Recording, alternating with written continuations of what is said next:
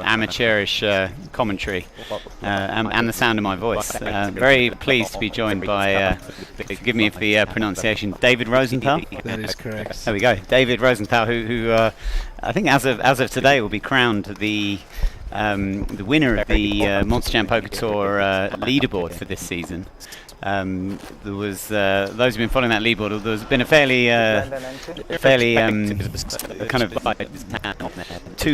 feisty two-way clash between yourself and Eugene Duplessis, and you've come out on top of that one by virtue of winning the super high roller early this week. David, how you doing?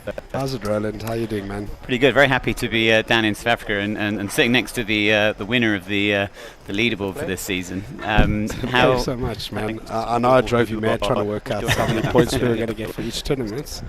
Let's just have a look at Gio's raising with fives. I think he's made it. That amount can't be right. 105. Right. Are we on 40k big blinds? Yeah, 20k, 40k.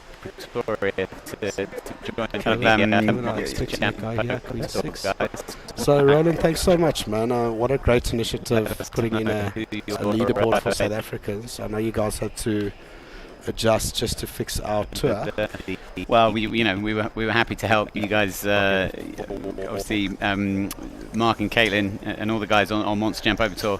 Are doing a great job. Very keen to, very ambitious with what they want to do, and adding a GPI leaderboard is a very good way of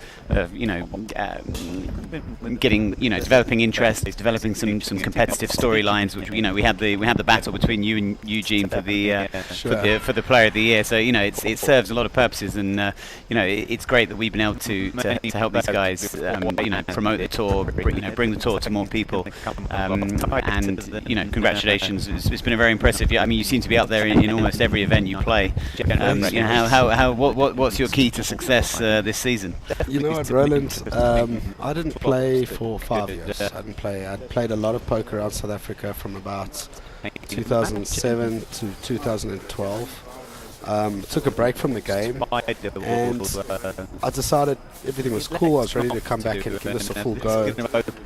Marky has put this great tour together. I think we all know that. It's just changed the whole game in South Africa. We're actually blessed for a smallish community of poker players. We're very privileged to have what we have. Anyone who plays poker, knows anything about poker, will know of the Hendon Mob, of the GPR. We've been following it for years. All the top pros, and so we're familiar with it. And I think that you guys could incorporate it into our tour. Just made everything so exciting. Poker players by nature are competitive, right? Yeah. So a leaderboard adds that flair to the whole tour, and I think that's what's turned this year into such a successful mark. That initiative of having a rankings where the players could get ranked was just unbelievable. It created this whole competitive feel to the whole series, and look, it started with me and Eugene. I think from the first series we got off to a win each, and we maintained that first and second from the first series through to the last. So it was just awesome. Eugene is just a great poker player, so to be compared with him was awesome. And for me, this is really fulfilling. I'll please God one day tell my kids how I won the Monsterjam Poker Tour, and it's just added that thing. And I'm so competitive that this rankings just drove me to play every event and take every event seriously, and to remember not to throw it away, and so on and so forth, But I think maybe we should move on to the final four, because these guys are just, they put in 3 hard days of work. Gio Zanetti. Yeah, how familiar are you with these guys? Are they all well-known players to you? I'm presuming you played with these guys, a bunch over the past season. Especially with Gio, Camlin, and Kevin. We haven't played too much over the last few years, but Spada I've met in recent months. Gio is just an incredible poker player. He's got like a lot of guts to his game. Great intuition. Camden's one of the best cash game players in South Africa. So to see these guys sitting and dueling it out is actually really awesome to spectate, and actually really like these guys personally.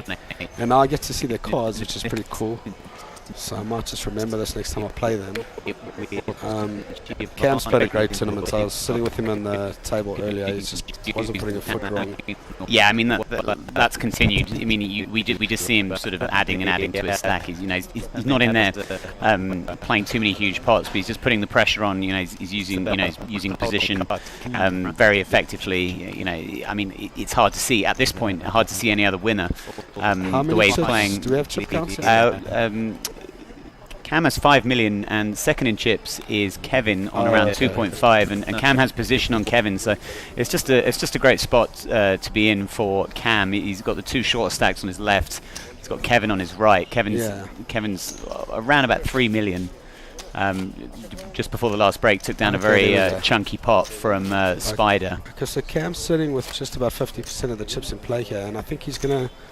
If I was to guess, Cam is pretty astute. He's not going to pick on too many bluffs. I think he's got a great spot where he's going to just try and chip away at these guys' stacks. Giovanni has a real X factor to his game. I think he'll jump on any weakness he sees, and him and Cam are very familiar with one another.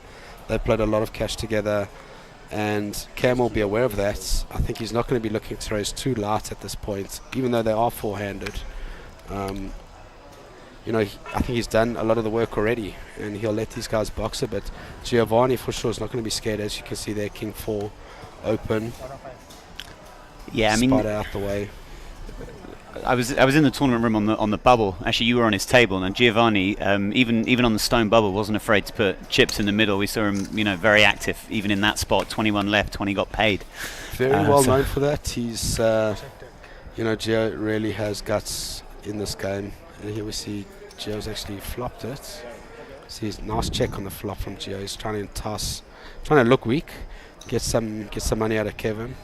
I think he'll put in a bet now. Kevin will think about it with a gut shot, if I know Kevin. We saw Kevin hit a very nice. It's a bit too much. Okay, looks like it's 150 or so. Just even a bit more. Okay, he's going to take that one, toned down a little bit too weak there. No diamond in his hand for Kevin. Now, David, when there was 20 players left, the bubbler just burst. I was looking at your table. You had a nice stack in front of you. What happens?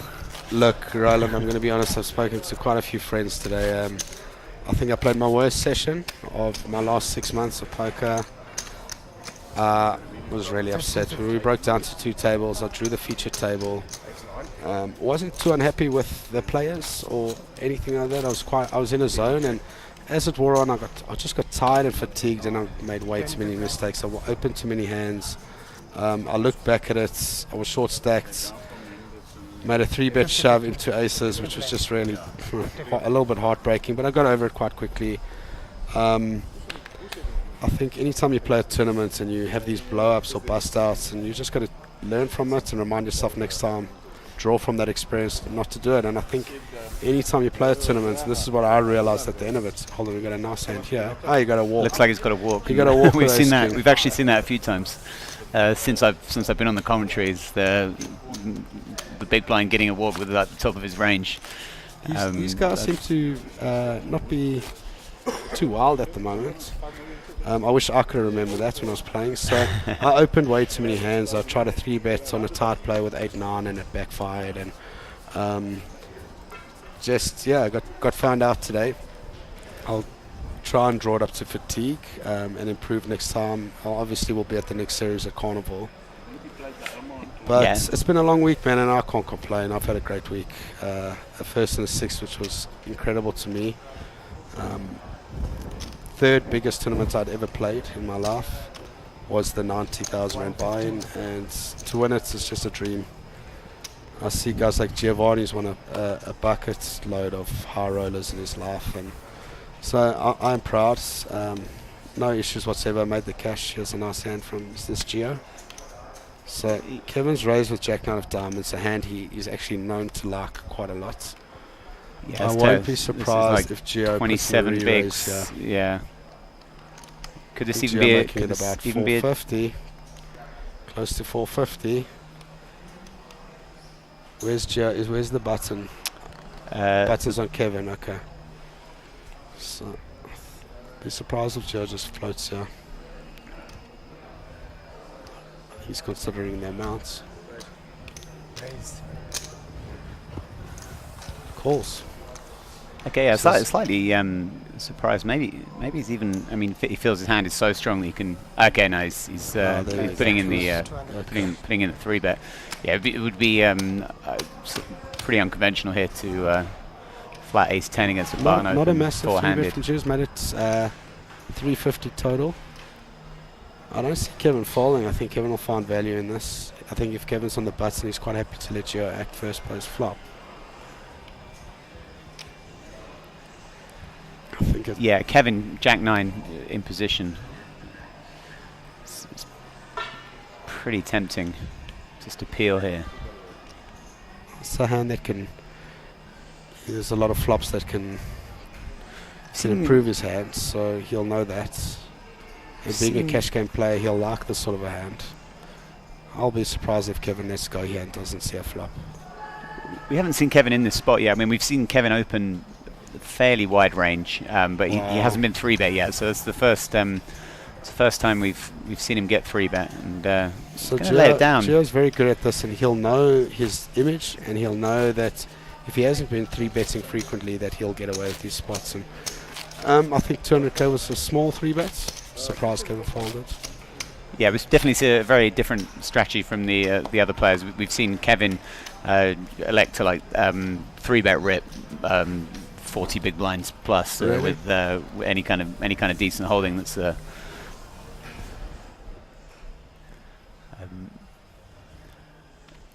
Sparta got there.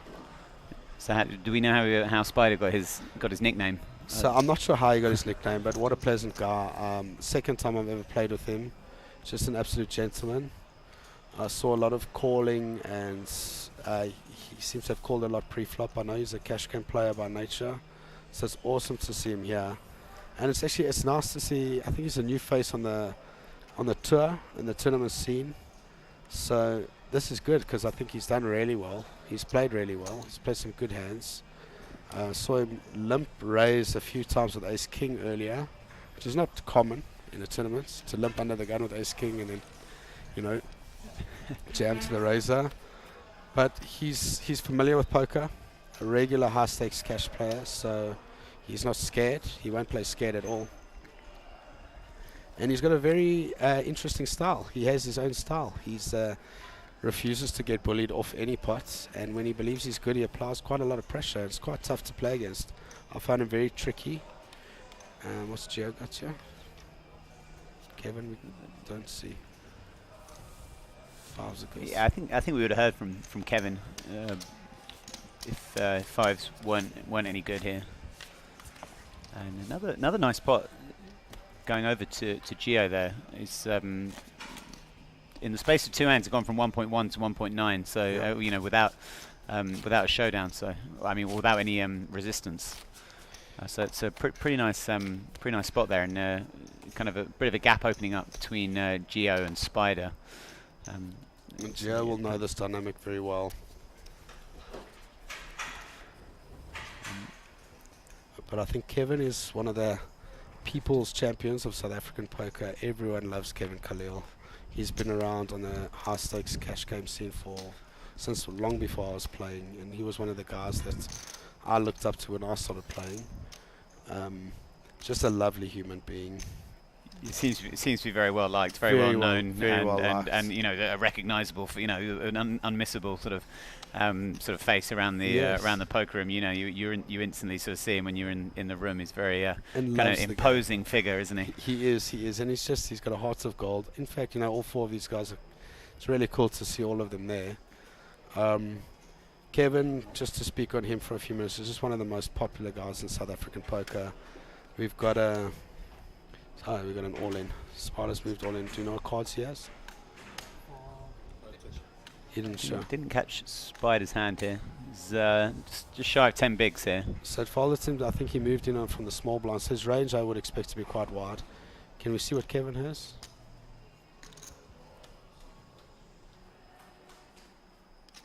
So Kevin will be working out his range. Has he not seen his cards yet? So he'll be working out what cards he needs to have to call before he actually looks at his cards. looks like the shove might be a little bit more than 285. The amount that And Kevin... it's been called. I expect Kevin to have a to hand like ace-9, ace-10, yeah. We got Jack Queen against. Okay, Queen 9 of Hearts. It's a bit of a little bit loose from Kevin out the big. Just gonna need that'll make it very difficult. 9 and a 9 only. 10 he could. 10 can do it. No. Yeah, really nice double up there for. I'll be happy. That's a bit of a soft double up. Expected a bit of a tighter calling range from Kev in that spot. So yeah, like you say. Yeah, kind of 10 bigs, small to big. You're thinking like ace X. It was about 17 bigs he moved in for. Okay, I thought it was just under 400,000. Said 850 there. Okay, yeah, I must have. Yeah, that's that's. Look, that's a little bit we loose. Could be wrong. We could have our amounts wrong, but I would have thought Kevin would have been calling him. Look, that green stack looks about $1 million. So I think maybe we're about short of that 850 that we said. But Kevin would have worked out his range there, and I would have expected maybe an ace-8 or better from Kev. And Kev looks very comfortable at the moment. Kev just really looks at peace.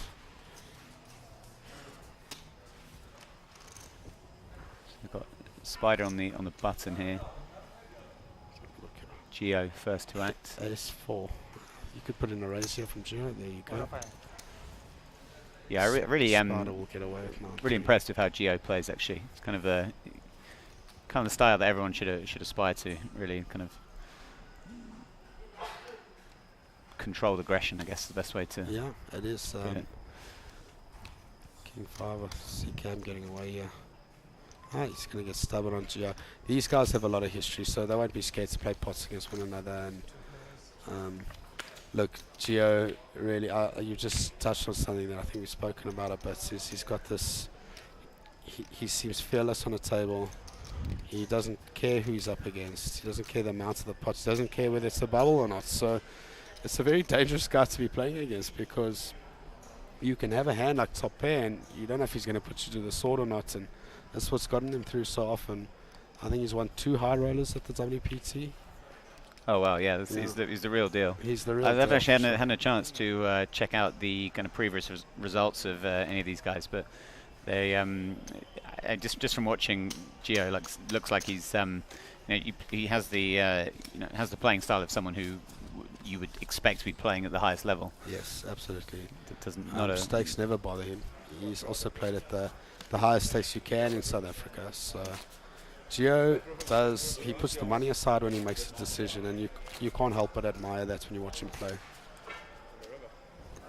He takes each hand as it is and plays accordingly. I saw, like you said, I think it was on the bubble earlier where he got it in. He's just not scared to put the he got it in. It got in for his entire stack with, or I mean, most of his stack with 8s against ace-10. That's right.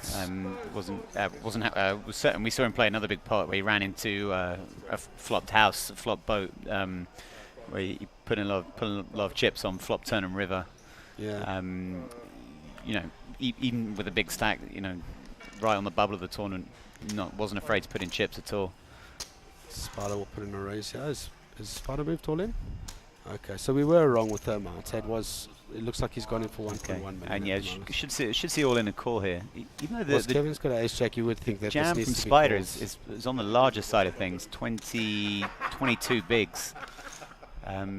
Yeah, it is a bit big, and I think to see a raise fold. It can happen. I think it's Spider's first time at such a big event. I mean, this is really a big stage as far as South African poker goes, and it's the last one of the year. This is the biggest stage, live streaming, and I possibly could have put in a raise, but I really would expect Kevin to understand that he's above Spider's range here and make the call.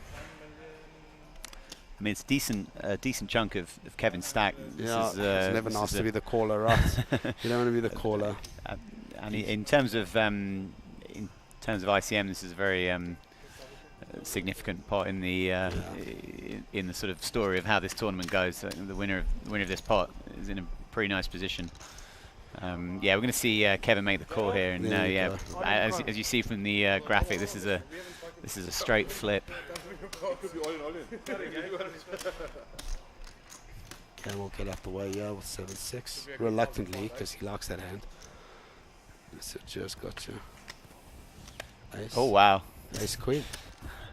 Ace King. I think I saw Ace King. Gio's going to put Kevin all in, yeah. Yeah, we could be down to heads up here with the with the. I'll be very surprised. Gio's not going anywhere here, is he? No, I can't see that happening. He covers Spider. So. And you got to. I mean, even the body language of Kevin showed that he wasn't happy about making the call. He wasn't happy, and I think Gio will put Kevin all in. And that will really upset Kevin because he didn't look all that happy to call Ace Jack. Gio won't be letting go here. This is a horrible spot for Kevin. He's called it all in. Kevin shoved already, and Gio's called. Okay, so right. Okay. Huge spot for all these players here. This is massive, and Cameron will be looking at this actually quite happy because he could be heads up at the end of this hand. Yeah, Jack flop or some spades, and Kevin's heads up here. Safe flop for deuces so far. Very dry. And and Gio finds it on the river. Gio. And wow. Gio will now be heads up with Cameron, and this is about as good a heads up as you'll see in South Africa. I think Kevin will. I think we'll get a little bit back because he covers. I think Kevin covered Gio at the start of the hand. Oh, did Kevin cover? Okay. Well, we're gonna find out. Oh no, because Gio won a couple of pots to I think Gio might have moved up to like 1.9. I was actually thinking Gio was down to like 1.2 where he was before, but the graphics there suggesting that we're heads up. This is going to be a very evenly stacked and a very evenly matched heads up match. And that was what an incredible hand here on the Monsterjam Poker Tour. Wow. I think Sparta initiated all that action. 400. I think we're shoving 22 bigs, put Kevin in a spot where it was a move or get out the way on the button, and I think possibly, understandably, moving it in with Ace Jack, not knowing what was behind him, not knowing Gio could wake up now with such a monster as he did. But I see now Kevin looks like he's got about 420,000 behind, if I'm not mistaken. 440.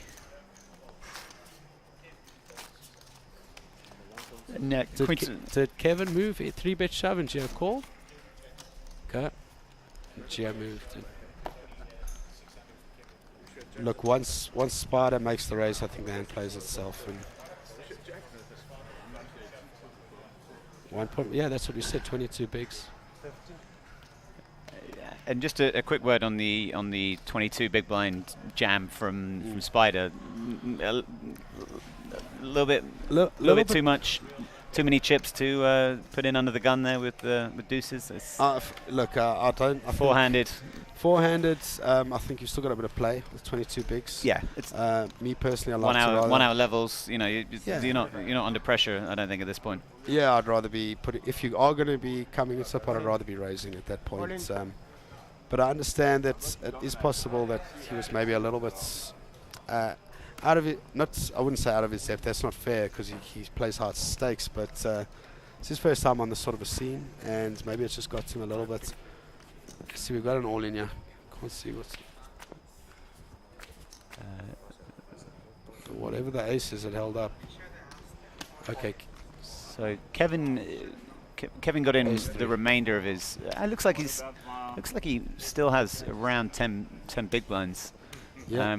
And yeah, ace high is going to hold there. Got it in a dominating position. So with 8 bigs, I think Kev didn't really have a choice. Once he saw the ace, he was always going to move it in. And Gio felt his king must have had some showdown value for him to make the call, understandably. And happy to see Kev double up. Yeah, I mean that pot played out very quickly. But it's actually it's a very significant pot. Kevin getting back to 18 big blinds. You know, he's right back in this now. Whereas you know they're counting down the chips. We think Kevin could actually be out, and now he's he's on a very kind of playable stack. And I personally don't think he's gonna put in. You know, he's not gonna put in 20 bigs with deuces. I think he's gonna be slightly harder to get rid of than that. Agreed. And look, just to touch on that, what to shove with here, we've got a nice hand, ace queen of hearts, Gio. Gio seems to be getting some cards. I think he'll make it 105. Gio likes to put in the smaller raise.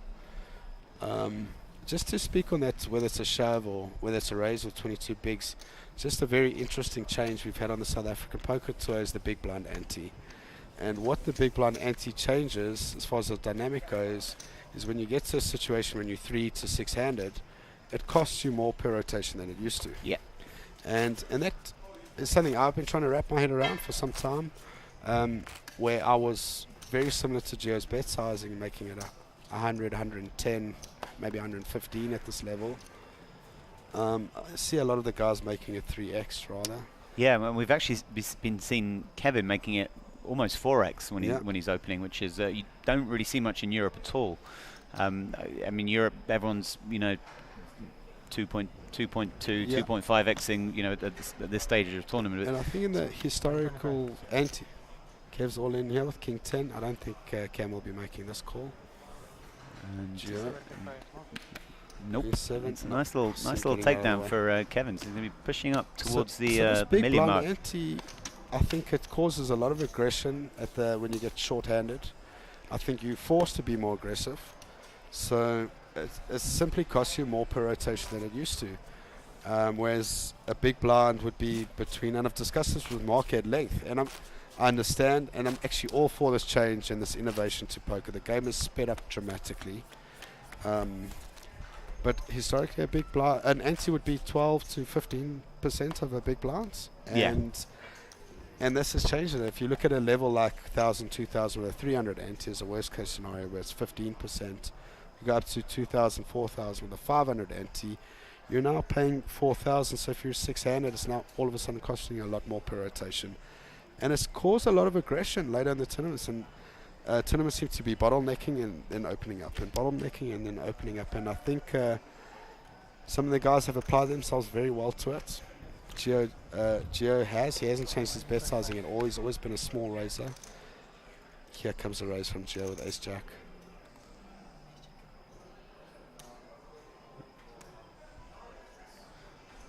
So Cam is raised with 4-3. And We'll see what happens here. I just want to ask your opinion on. Has just made a call from the small blinds. Now these guys do have history, and they'll play a wide range against one another. Gio did put in a 3-bet, okay. That makes a bit more sense. Yeah, it does. Okay.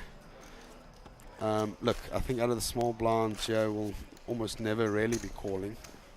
He's not going to want to play a hand out of position, especially against such a big stack. So I think that hand, once Cam opened and Gio saw ace-jack, he was going to put in that 3-bet. And just going back to what you were touching on with the big blind ante and the effect it has on short-handed play, would you advocate, as some people do, for a reduction in the ante when you get short-handed, or do you think it improves the game? Because there are some players who I mean, I guess people have loved the introduction of big blind ante, but there are Kev's all in here, quite a big one, 17, almost 18 bigs. Jack 5, so it's a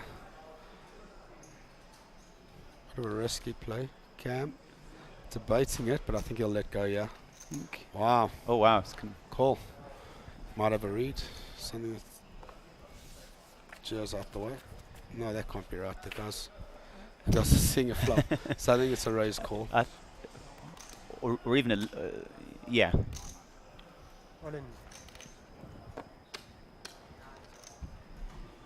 Kev will like this flop. Kev will like this yeah, flop. pretty.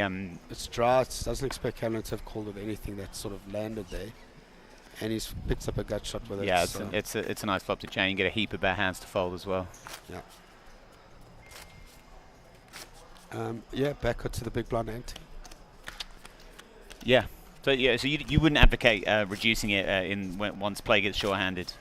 Well, look, I think we're so deep in this tournament. And you look at this, Cameron and Gio stack. These guys are so deep. This can go on for hours, and I mean, and ante's there to speed up tournament play. So to take it away, me personally, I'd like to take it away heads up. Yeah, I would like to take it away heads up because it just changes it. It almost forces the button to be incredibly aggressive. 150. And but I must tell you, I've loved this big blind ante. It's changed the game, and I think the innovative players can really wrap their heads around it and try to stay ahead of the game. Actually did a bit of research online, and I was speaking to Marky, who's a fantastic poker player himself, about what sort of a strategy can you do with this? And there's not much out there, Roland. There really isn't. There's well, it's very new. It's coming. You know, it's come into popularity in the last year. And I think from my perspective, someone who plays tournaments and runs tournaments, it's the biggest improvement in the player experience of the last 5 or 6 years. And it's kind of one of those things where you look at it and think, God, why did we not do this sooner? Why are 9 players answering every hand? Sure. When we could have thought this 10 years ago. And I think it'll be interesting to see if online poker implements it, because I think one of the big things is that it is the speed of play, and there's no chip denominations online, so generally I would expect them to stay. But the debate between button ante and big blind ante, and what I found was an interesting debate is what you bring in first, whether it's the ante or the big blind, and that applies to short stacks. It makes a big difference, and I've seen players make mistakes in the last couple of series of not understanding that the ante came in first. Some interesting debates online from some of the top pros like Negreanu and those guys as to whether they prefer button or big blind ante. But hold on, Kev's got something, and Gio, he might just apply enough. Oh yeah, wow! And Kev's made the nut flush, and Gio's got a top pair, which he might believe is good at this point. He's led out. Put a little bet. Second time we've seen Kevin river the nuts and be bet into. So now Kevin's going to think, what amount can he bet to get a call out of Gio? Last time he made it around 3.5. The river bet into him. I wonder if he'll go. He's done pretty much the same thing. Has he gone 450? But I think that this board might be scary enough for Gio to get away, and he's going to think to himself, there's a lot of draws out there. Kev, it's very difficult for Kev to raise with anything that's losing to that ace, and I think Gio might be trying to put him on what he could have had at this point. Don't see Kev raising with just an ace on the river. See how Gio's radar is now.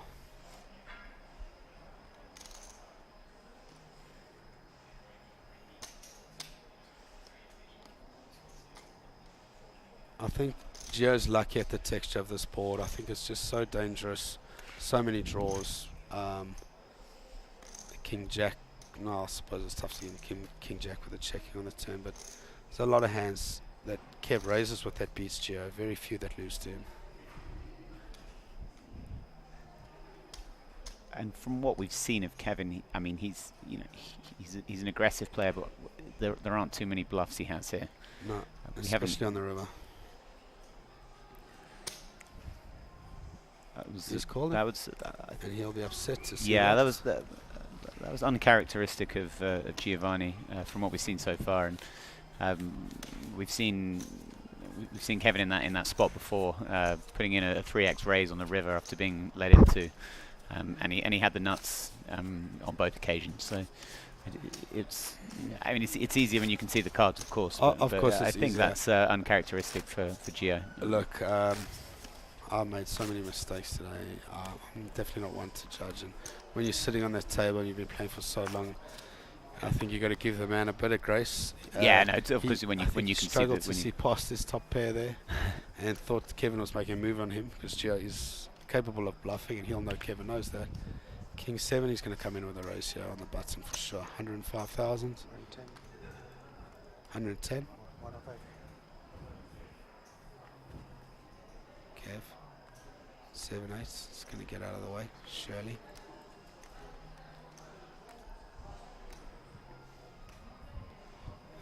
Kev will be considering whether Gio's stubborn look on his face. Well, he's up against that. Oh, wow. He's up against a hand he won't be wanting to see, especially, two hands. Yeah, Cam's going to come in here from the big sure, suited king. A great value for Cam to come in. And there are some action flops which King could 7 come 8 down. flop would be very interesting. That's not one of them. Now, let's see who wins this spot, because this will be cool. I think got to expect Gio to bet this and just take it down. And it's a great spot for him. I mean, Kevin can't continue in the hand, and Cam is not going to want to get involved with an ace on the board. I think it's a really astute bet from Gio. He'll know that that ace just makes it really tough for anybody to call. And he'll think it's very unlikely they have it, with them checking to him on the button, and boom, Gio takes the pot. And Gio's excellent at this. If he sees that opportunity to take a pot from someone, he does. Mark is nodding his head. He agrees with me. I think he probably does something similar, Marky J, if I'm not mistaken. Yeah, Mark wants to play. We all know that. I've seen Mark a few times this week just looking at us with envy because he wants to jump in, and he's thinking, I can beat these guys. There's nothing worse when you're running an event than watching 7 or 8 days of poker and not being able to play a single hand. Have you ever had to work for Hendon Mob and they've said you can't play, you've got to... Well, we just ran our first live event in November. Oh, wow. We launched a new product, the Hendon Mob Championship, which is a small live tour, small buy-in live tour, which we plan to take around Europe and America. We had our first event in Malta in November. And didn't play a hand of poker, and it was it was pretty grim. That's all right. Oh, it's just great to promote the game. But yeah, I've done commentary on events where I've been at a casino for 3 or 4 days and not played a hand, and you're in the booth and you just want to get out there, mix it up. I would imagine it would improve your game quite a lot. So it's been very interesting so far. Yeah, you can learn from watching good players. You can learn a ton. Gio has now 3-bet all in. We're missing a very interesting hand here. Kev, I think, has taken a chance with King 4 of diamonds on the button, and he's running to the monster, and he's regretting it instantly. He's acting, but he ain't going to be calling here. He doesn't want to appear weak to Gio, but I think once we see the cards, Kev's going to be getting out of the way. So I've never actually been in a commentary booth before. It's pretty cool. It's fun. I mean, just being able to see the hand, see what you just get a completely different perspective, and it's the best way to when you're on the rail, you just don't have a clue. And I mean, it's incredible that for South African poker that Monsterjam are putting on this live stream. I've had I can't actually believe the feedback. I've had comments. I've had a friend watch this from Israel. He messaged me saying he was watching me play from Israel. I've got my best friend lives in Australia.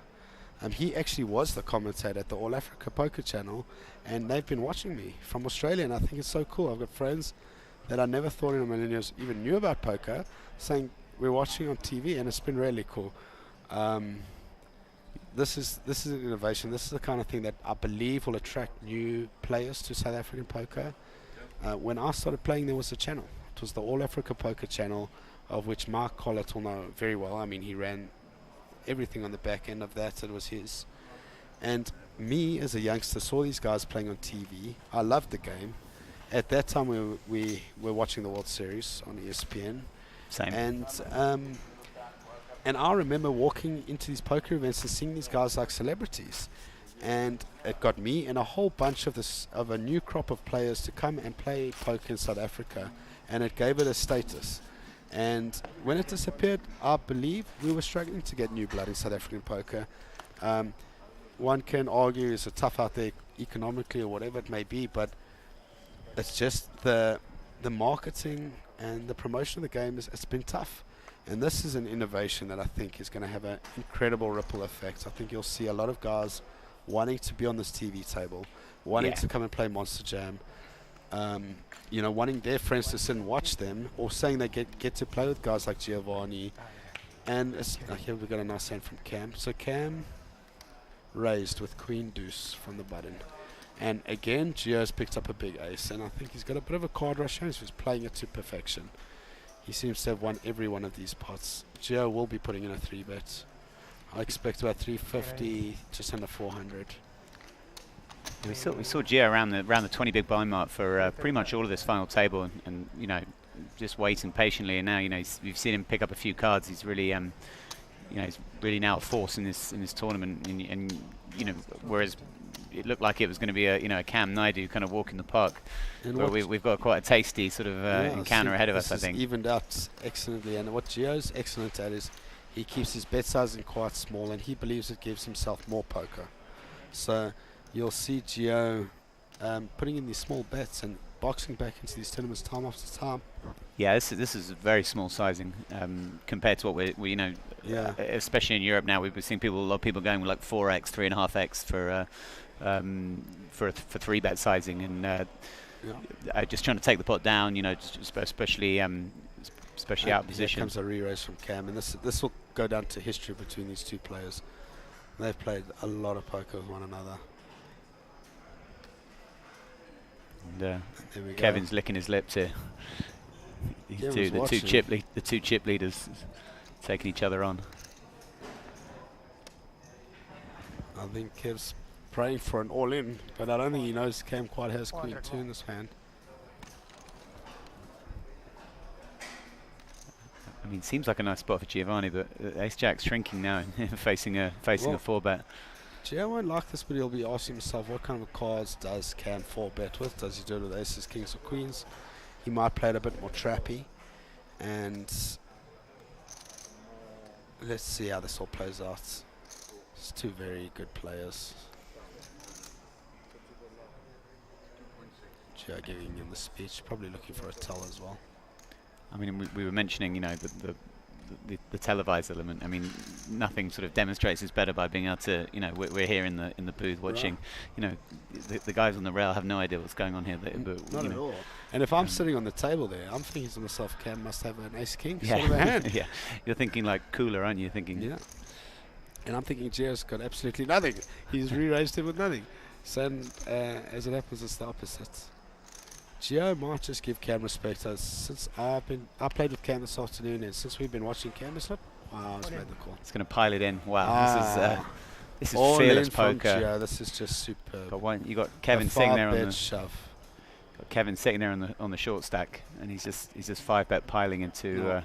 Cam will posture. He won't want Gio to know how light he is in this spot, but I think it's hard to disguise it, because if you're 4-betting and you're not looking too happy about the 5-bets, I think he kind of just told you. I think he realized that there's no point in Hollywooding any further. Yeah. That's a big shift in the balance of power here at this final table. It's going to see Gio take the chip lead has gone emphatically. From the time I arrived here, he had 1.1 million chips. He has shot up to just under 6 million. And this is what Gio does. He's fantastic, and this could be another win for him. A lot of credit to Cam though, like very kind of can't fault him. Very impressive play there to put in the 4-bet with the Queen Deuce. Great poker all around, you got to say. And Gio has taken control.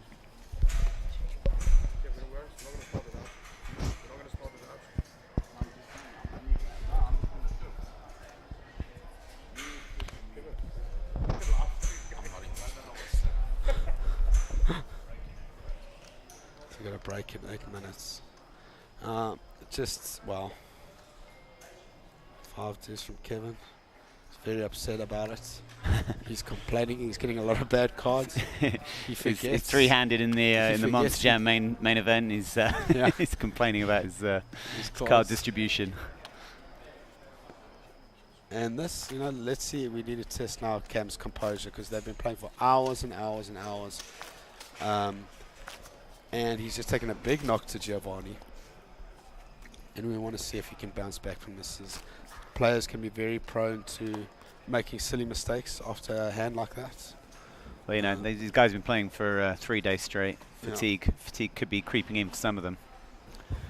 It's a very brilliantly structured tournament, but that also means you're going to play some long days. It's common knowledge that these are the best structures you can get in South Africa, and this is why you see, I believe, the best players at the end of a tournament, because the more play you have, the more skill, I believe, comes into it. And I believe Marky will have a very similar, you get your Jared Solomons and Eugenes and Muaz Ghani and these guys that are considered the best in the country, and I expect them to be there next year. And obviously my personal goal is to be there with them. 200. Could see some action here. Bottom pair, backdoor flush draw for Kevin. middle pair for Gio. Gio. Backdoor straight draw as well for all Kevin. 3 streets, yeah.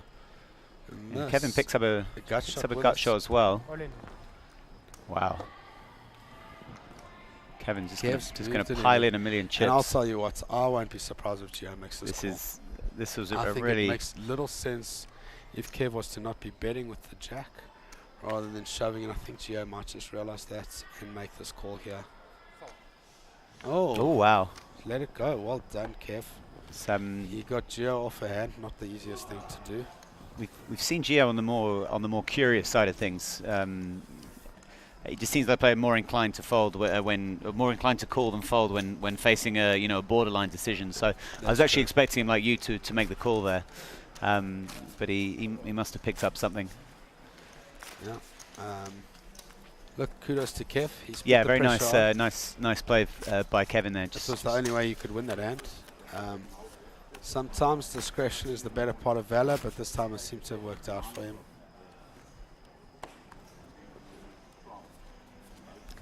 Yeah, Kevin had one of those hands that's often it's going to pick up a lot of equity or going to pick up more equity on the turn with the backdoor flush, the backdoor straight, bottom pair, a lot of good turn cards, and he played it aggressively and worked out well. Got a hand much bigger equity to lay down. Gio will be raising any ace now 3-handed, that's for sure. 105. Let's see, Kevin. I think it's he'll be looking at Kevin, knowing that he's going to be folding a lot of. Kevin's going to let go there 10-7. I wish I could have taken a page. Kevin's made a call with 10-7. It's a bit stubborn. Check of it. Check of And this is where Gio's good. He'll be wow. Check. Check of it. Check of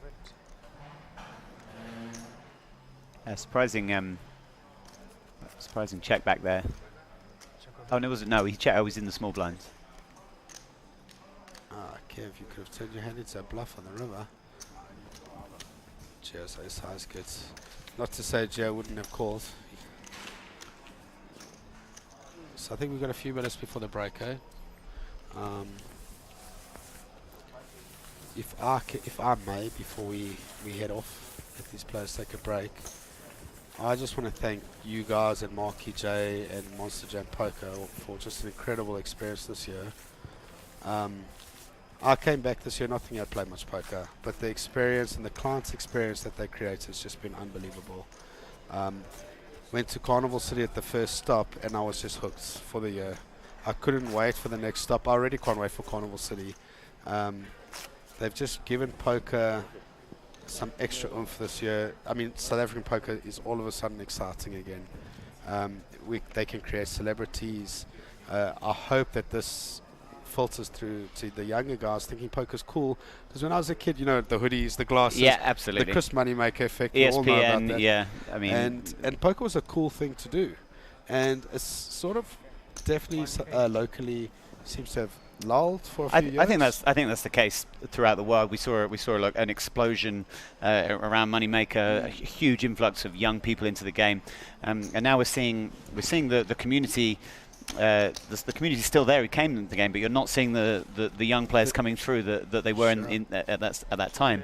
So things like this are very important to bring poker to the audience that we want. We want those young guys coming into the game, expanding the player pool around the world. Absolutely, and it's about making it cool and bringing new blood. And I think seeing youngsters and hearing about youngsters wanting to play and looking at this Monsterjam event and people sitting actually spectating, which is not something which is slowly improved as the years gone on, and that's a great side of things to come. So I can't wait for next year. I'm coming back to reclaim my title. That's all I want. Well, I'm hugely. I mean, I just can't tell you how pleased I am to have been put in touch with Mark. We first spoke at the beginning of the year. Just his passion and his energy for poker was just very infectious, and I'm just they're doing incredible things down here in South Africa, and I'm going to be keeping an eye on things as the years go by, and I really hope to be back here with you guys. I'll be in touch with you, and I'll say on a personal note, Mark is one of my closest friends, and I've seen the blood, sweat, and tears he's put into this for years. We had been speaking, I think, almost 3 years back on how he would grow this thing, get the licensing, do it the right way. He held off until it was just the perfect time to do it. And as this year has grown, there's every series there's been a new innovation. This live streaming has just changed South African poker forever because it's now set a benchmark. And I mean, as a player, we're gifted. We're really privileged as a South African poker community. Rankings and prizes and the streaming and the publicity. Guys like this, all three of these guys are hugely popular, and they will have a huge contingent watching all three of them. It's just a pleasure to be a part of. It really is, and I'm just so proud of my mate Mark. I'd just like to thank Monsterjam. This is probably my last stint in the booth for this week.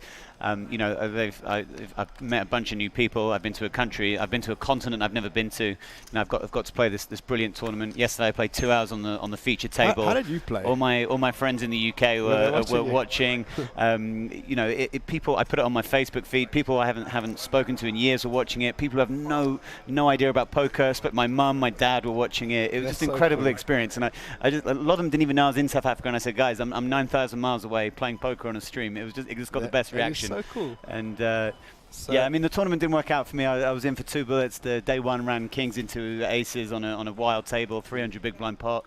Yesterday, much different story. Grinded. Couldn't make any hands, and didn't work out. But it's been a huge pleasure, and I'm absolutely delighted I've made it down to South Africa to hang out with everyone here. It's been great to meet you. I hope we stay in touch, and I'll be back for sure. I know you will. As a player, right? Yeah, as a player, yeah. And if you ever come to Europe, just let me know. I'll make sure you get the best experience possible. Absolutely. Roland, thank you so much, brother. Thank you, David. Cheers, absolute guys. pleasure, and congratulations on winning the leaderboard. Thanks, buddy. Ciao.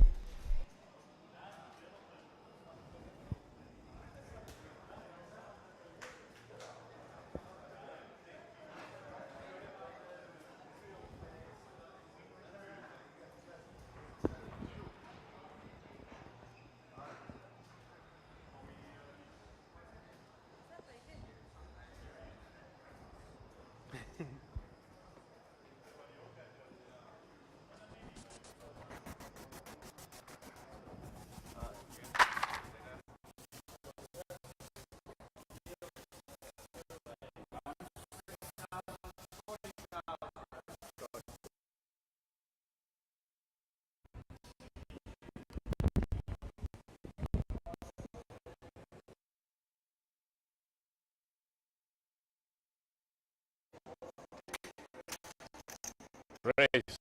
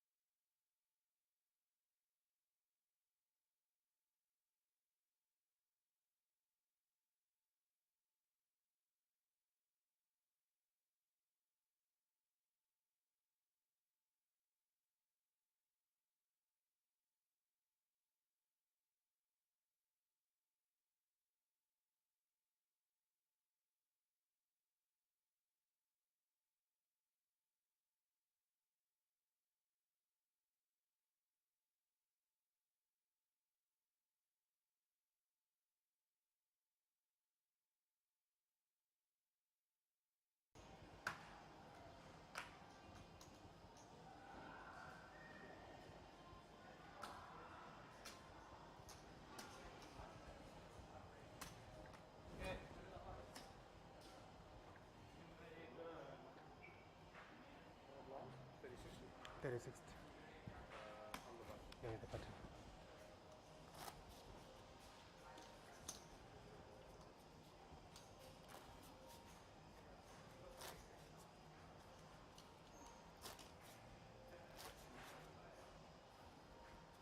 Sixty. 60.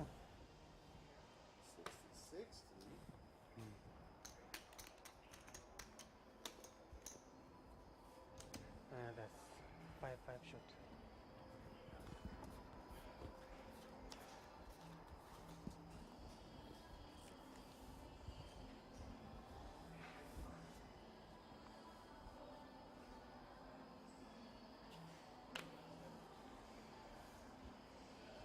Thirty more.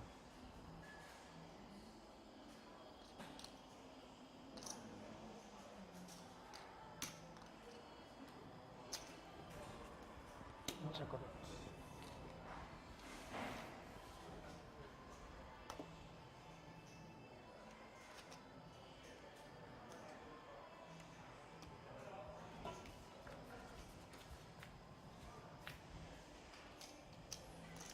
Check of it.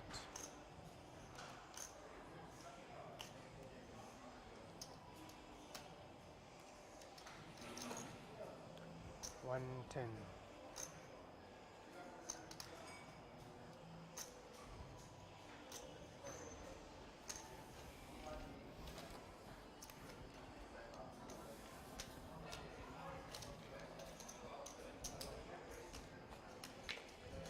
Uh, 30 and 60.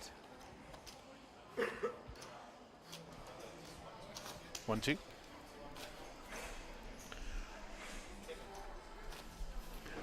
Right, so we're down to the last three at the final table of the MJPT main event, and I see our chip stacks were a little bit out at the break there, but we have had them adjusted, and I think it's a little bit closer than we think.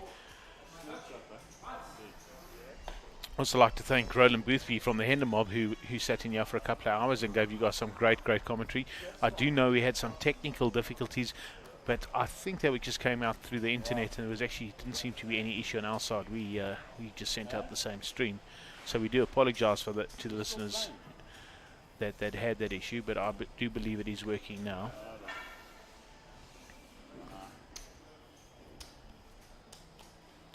So these three players just know each other so well. I mean, Kevin's been on the poker scene longer than most of us, and Cam's been around, and Gio's just turned himself into a really legitimate pro. Ah, look at this! Guess who just walked into the booth? Our high roller champion Eugene Duplessis. He's just walked in here. He's going to do a little bit of commentary with us, and I'm gonna switch him in here. Just want to just give him a little brief here quickly.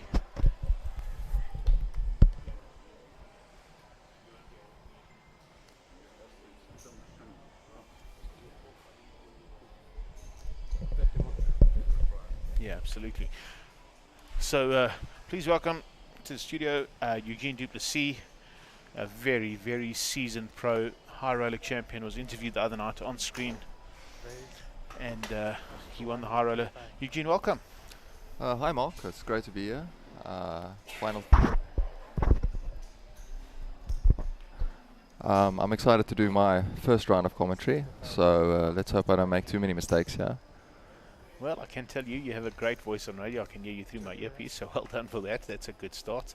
And Eugene, tell us a little bit about these three players. You've played against all of them a number of times. You probably would have played against Gio the most out of these three. Yes, Gio's probably the player I've played the most with, but I've actually played a lot with both Kevin and Cam.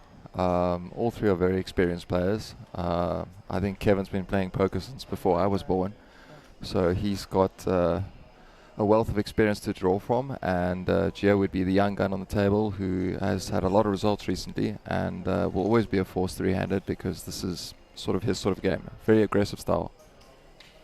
See that Kevin just picked up a nice spot. Kev was in a bit of trouble earlier. Gio had actually Spider was on the table and he shoved, and Kevin had just flat called him with ace jack of spades.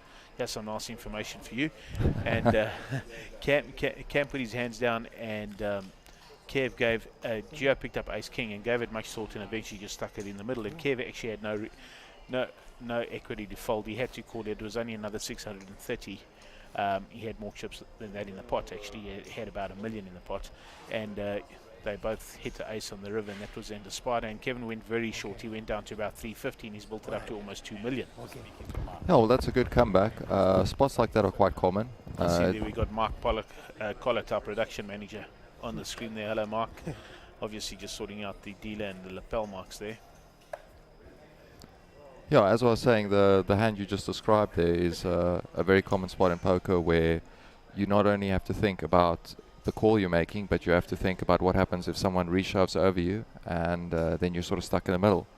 And one should often make that decision before the time that you actually are going to go with the hand.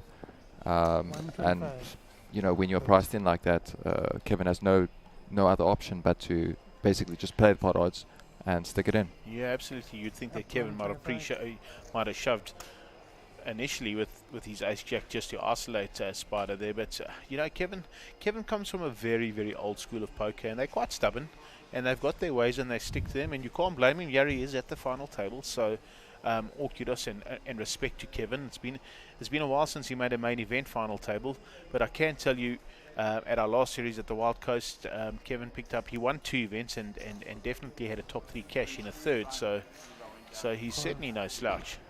Here's a nice interesting hand. Oh wow, Cam's opened the pot. Check of it. Yeah, 3-handed, this is going to be quite interesting. They both missed the flop though, so this will often go to the aggressor, a pot like this. These two have had a couple of interesting hands. Cam had opened up previously while you were playing in the PLO game there. Cam had opened up with Queen 2, and Gio had Ace Jack, and he 3-bet him, and Can actually 4-bet him with his Queen 2, and Gio took some real time to think about it and eventually moved in, and that was pretty much the end. Cam tanked for about a minute and then just tossed it in the muck. Yeah, because Gio is probably going to be the most aggressive player on the table, someone like Cam, who knows Gio's game very well, will have to sort of draw a line in the sand at some stage and play back at him, because if you let a player like Gio just run over you, he's just going to win all the pots. Yeah, he has quite an interesting card.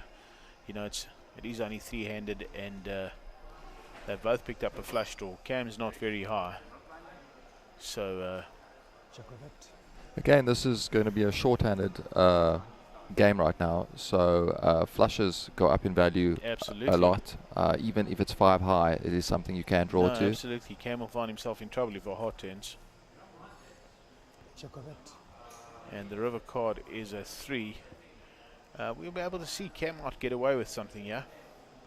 Cam would definitely get away with something aggressive, yeah. I think if oh well, he's checked behind. I think he thinks his ace high is it's all over. It's Geo spot now. Joe would. Oh, there we go. Check. And then Joe will stick another 450 onto his stack, gets him up to 5.4 million. Cam on 2.2 and Kevin at 1.8. So Joe has a commanding lead. There about 9.2 million chips in play here. Yeah, no one seems actually incredibly short. So with about 30 bigs, Kevin is the short stack. That's still a very comfortable stack to play. Is it 30 bigs? What are the blinds right now? 30-60? 30-60, and Kevin's got about 2 mil, yeah, or 1.8. Yeah, you've got a lot to play with 30 big blinds. It's definitely no reason to panic. And we're going to be in for a good fight here. Yeah. So, you know, obviously there's been a lot of talk about play in tournaments, and you've played a lot of Monsterjam tournaments, Eugene, and you know, 60,000 to go. These structures are pretty good. Nice for play. Yes, the structures have been terrific. I can tell you the high roller, which I played to the end, was one of the best tournaments I've ever played. I unfortunately didn't have the best super high roller I've ever played, but the structure was great there as well. And I've spoken to a few people in the main event, and it was such a deep structure that you had play right to the end. And I think the fact that the short stack here has 30 big blinds is a testament to that. Absolutely. So Joe just building a little bit on his stack. You know, these guys, I think these guys will get around for a while, and I would think, in my opinion, Kevin seems to be on his phone a lot, but I would think Kevin will be the first one to get those chips in the middle at some stage, just because Kevin will just assert himself when he hits Any raises, gets calls and hits a card, I think Kevin will just stick them in there. He won't want them to look for any draws or play any funny tricks on him.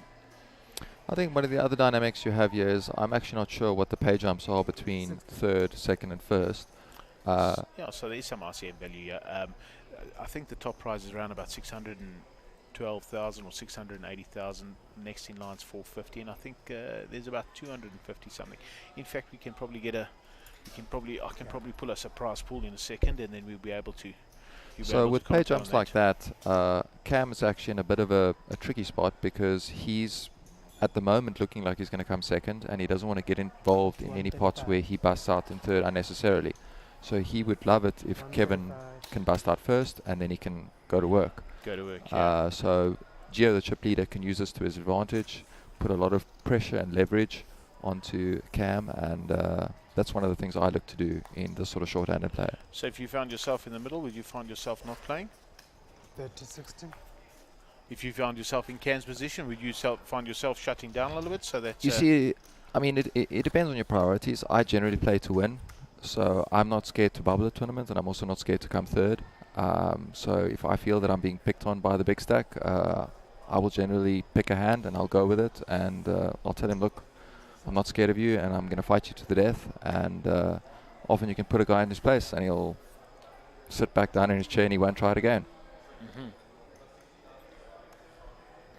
Right, there we go. I've managed to eventually find us the main event prize pool. So the top prize is 630, second is 418, and third is 271. So yeah, there's definitely some RCM value for players laying down cards and thinking about what they're going to do, and they'll definitely be thinking about these pay jumps. They are quite hectic. Yes. I mean, the top price is 3 times more than third right now. So the player that has the most pressure is Cameron, because he's squeezed in between the two. Essentially, Kevin is in a free roll position. He's guaranteed getting third place, and that is currently where he's at. So he's actually got to go for broke. Absolutely. And Gio's just matured so much as a player, don't you think, Eugene? I mean, Gio's always going to be a player with a lot of chips in a tournament. He's always out. He's out, or he's just loaded up with chips to the max. And he's, over the years, he's blown up a few big stacks. But it just seems like that this year he's really settled down, and he's found himself in spots with chips, and he's managed to go on through. I mean, he just won the high roller at WPT in a massive field. Got 2 heads up with Nick Sisu, and that's testament to a guy who's playing really good right now. Yes, I play a lot with Gio, and it's pretty much just like you say, that he started at a very young age, and I think people mature as they get older, and he's obviously reflected on some of the spots where he blew up a big stack, and he's now got a few gears, and that's a very important thing for a guy to obviously have a 5th gear, but then you also got to have a 1st and 2nd when things are not going your way, or when you have a really tough table draw. And he's now learned how to really navigate a field, and that's a great skill to have in poker tournaments. Absolutely. And very likable guy in poker. Gio, always got a smile on his face, always happy. Sometimes not too happy when he busts out, but who is, right? It's one of the worst feelings. I know it all too well. Eugene, you've had a ton of success in South African poker, not only live, but in the old days when everyone was sort of playing a bit online. How do you think that, how much closer has the field got you from those days when you're just crushing everybody, as opposed to now where poker's has evolved quite a lot, and there's much bigger fields? And can you feel that the gap has narrowed a bit? It's hard to describe the poker progression, because one of the things I have to point out, I used to take notes when I played poker many years ago. I remember, I wish Mark could find us an old clip that we could stick up on the screen with Eugene. I can tell you the players I personally made back then are quite embarrassing. So while the others have evolved and gotten a lot better, my game has increased tenfold as well.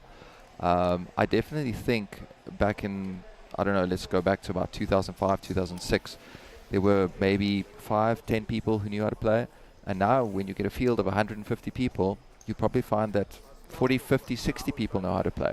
And even the players that aren't very good, they've read a few books, they've watched a few tutorials online. There's so much material out there to learn from that it just isn't that easy anymore.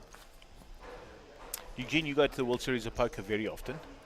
I think in the last 10 years you must have gone to 7 of them at least that I could probably think on. I've bumped into in Vegas maybe twice, I think.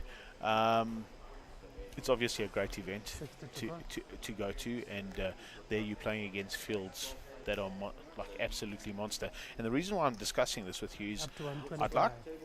like our viewers to get a feel of 125. the difference in play between not only the size of fields that you're competing against and where the luck factor really 125 comes in, total. because you have to win races. It just the chips do get in a lot more often in those big fields, but also the style and the level of play. And once you've commented on that, I'm going to bring up a few other issues that I'm going to ask you to comment on. And at the same time, let's not lose focus of what's happening on screen here. It is three-handed, so it's pretty Yes. swift. Well, on Vegas, I mean, it is pretty much the mecca of poker. Djokovic. You know, it's an absolute eye-opener for anyone who goes there the first time, and I've been there. I've honestly lost count maybe about 8 or 9 times, and it never ceases to amaze me. So let's tell you, let's just stop you there for a second. It's quite an interesting pot here. Kevin's got 60 of hearts. He's picked himself up a gut shot. Cam's got 6, king 6. He's got nothing here unless there's a flush draw out there. No, there's no flush draw out there. And Yeah, Cam's taking a stab at this pot, and from what I Gio's can got see king here, jack. I Just think tossed he it. will pick this hand up. Just tossed it. I don't know how much he's stuck in the middle there, but I wonder if It's a If Kev might 250,000 rand bet. Kev might just have a little look-see for a gut shot there. That'll be interesting. Yeah, in my opinion, if Kevin wants to continue with his hand, he probably has to raise his 6-3, And there which he does. it almost looks like he might be doing. Yeah, he's definitely raised it. Nice.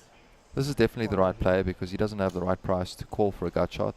And so if he feels his opponents are weak, the best shot he has to win the pot is to raise, I see think what they this is- have, I and think he's this got is some an awesome backup. play, right? This is an awesome play. I just said that Kevin is a little bit more old school and maybe quite stubborn, but this is a very, very modern and very regular play. This is, especially out of position, this is a tough and a strong play.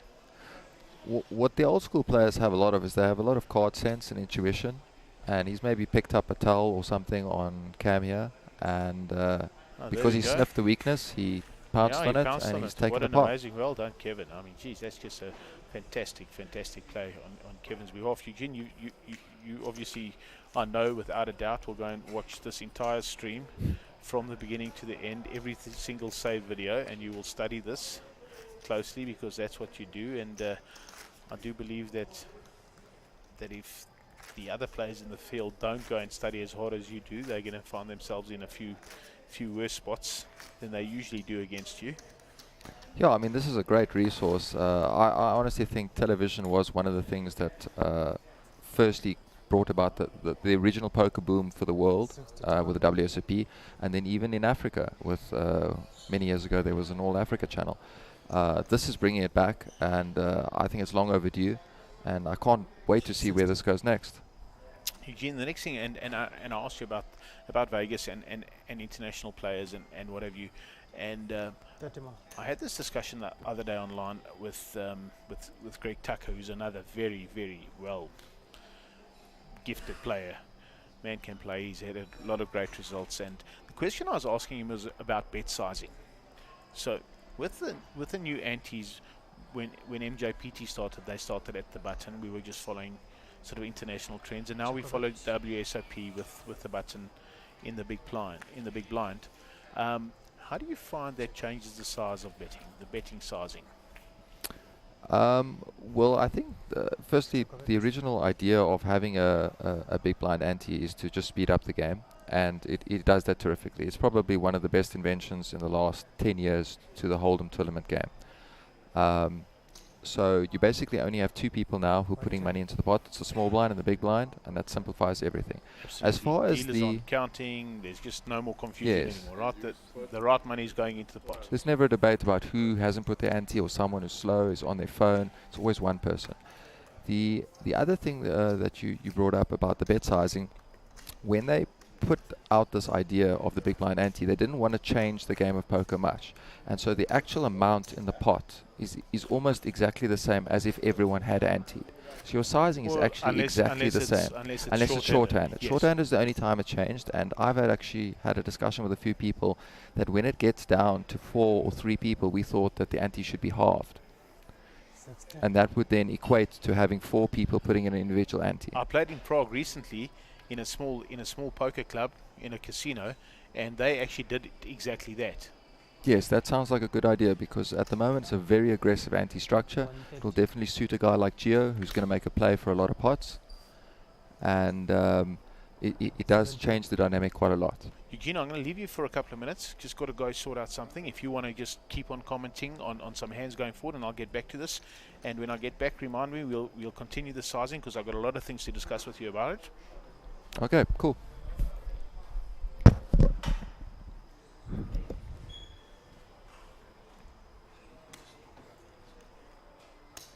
Plus 351. So we have a button raise here from Cam with 10-7 suited, very standard.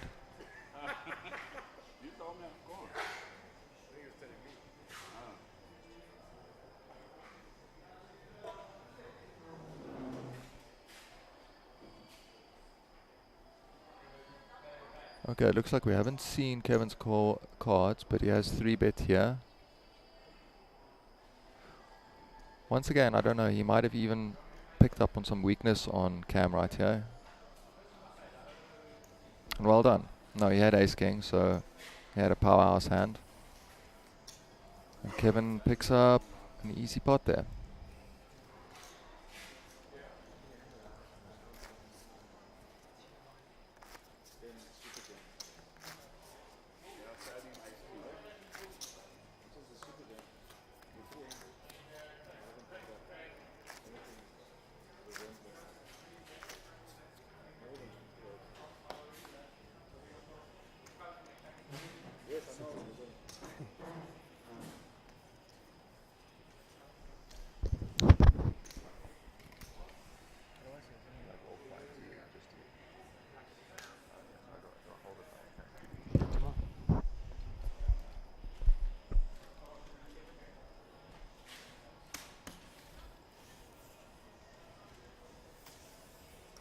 Okay, both players are playing pretty snug there. The 8-7 offsuit is a hand that Gio probably could have raised there on the button.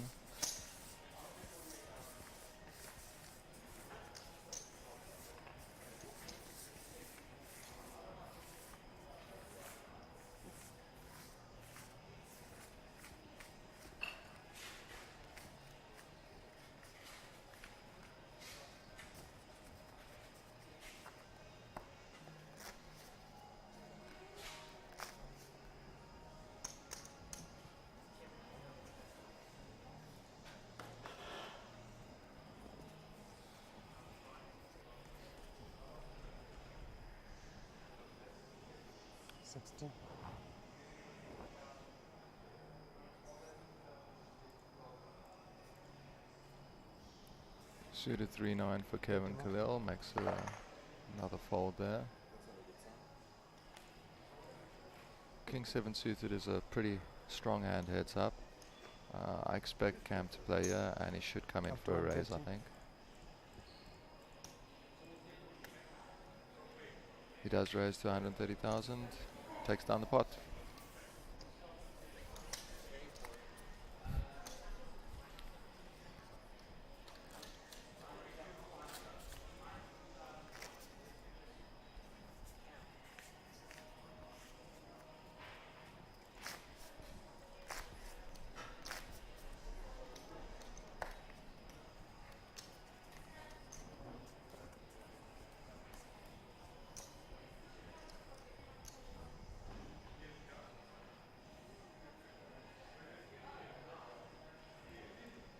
Pocket 3 is on the button for Cam.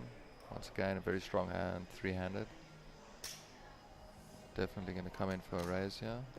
1 bet.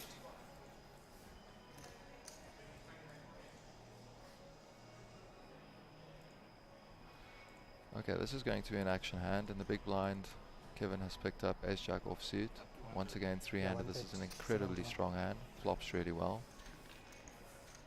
2 players. He elects to call instead of 3-betting, so we're going to take a flop. Check of it. Absolute disaster for Kevin here. Cam's picked up a set and is basically has a lock on the hand, so hopefully Kevin doesn't get too out of line here. Cam checks the flop slow playing his set. and 60. he does induce action from Kevin. This will probably be a good spot to maybe continue the slow play.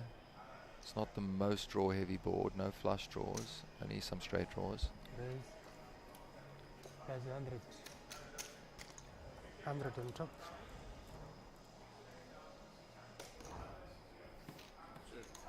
Check them. Cam does, however, raise, and Kevin calls the raise. That's a bit strange when he's not really drawing too much here other than just having high card.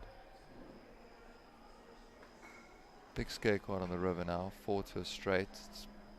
I'm not really sure if Cam can bet for value here. I'm expecting him to maybe check this back and just win the hand. Shook it. Nice pot there for Cam.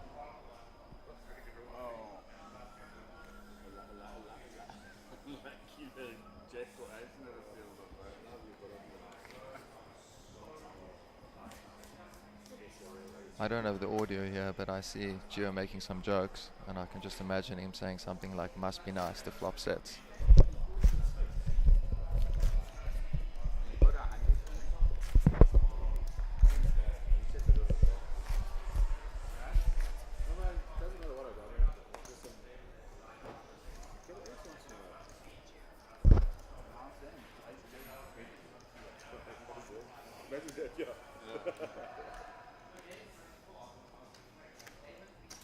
Okay, so Gio's got the 6-7 of diamonds on the button. I know firsthand this is a hand he really likes, so he'll come in for a raise on the button.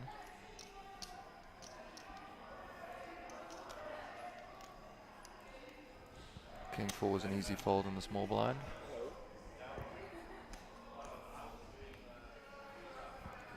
And 8-3 likewise in the big blind.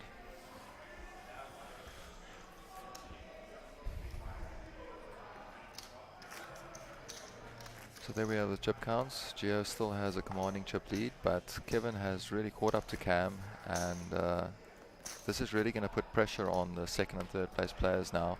Neither of them wants to bust out in third place, so there could be an interesting dynamic if Gio ever puts a lot of pressure on either of them.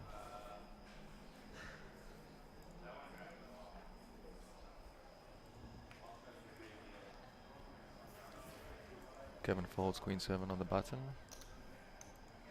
30 more.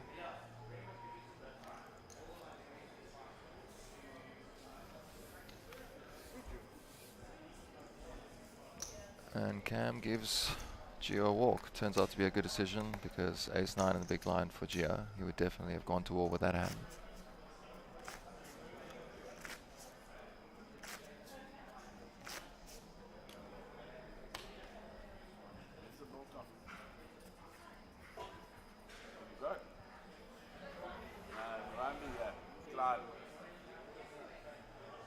Yeah, I think we did.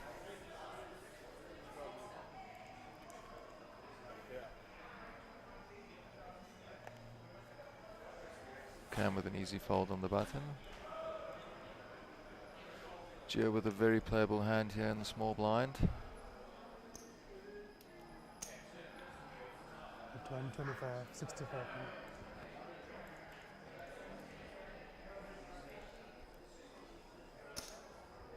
So Gio came in for a raise there with a Queen 9.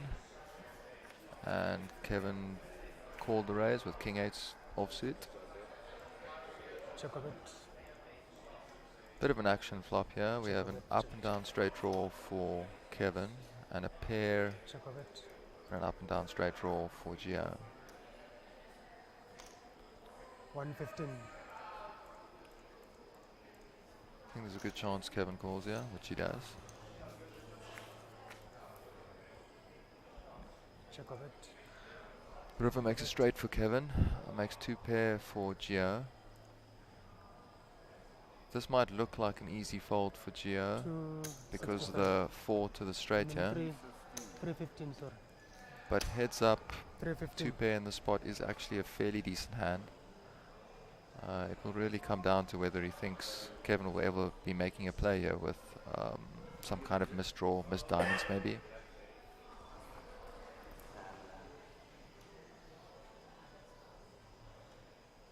I definitely think when he's pondering here, he's thinking whether Kevin can maybe have the ace of diamonds or some other diamond.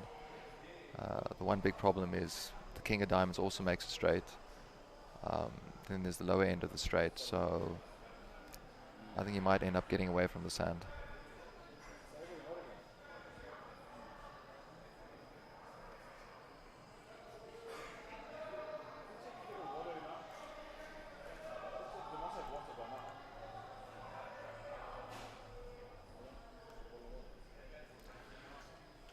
So it's 315,000 chips here for Gio to call.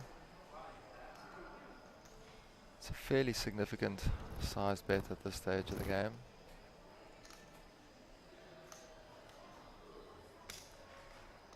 Gio does decide to make the call. Obviously thinks Kevin's on a move there, and he gets the bad news.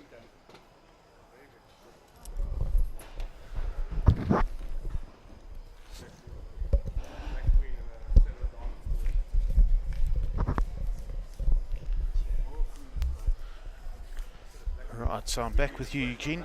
Did I miss Welcome anything back. here? Any chip shifts? Yes, we actually had a couple of very interesting hands. The one now probably being the most interesting, where Kevin Khalil rivered straight.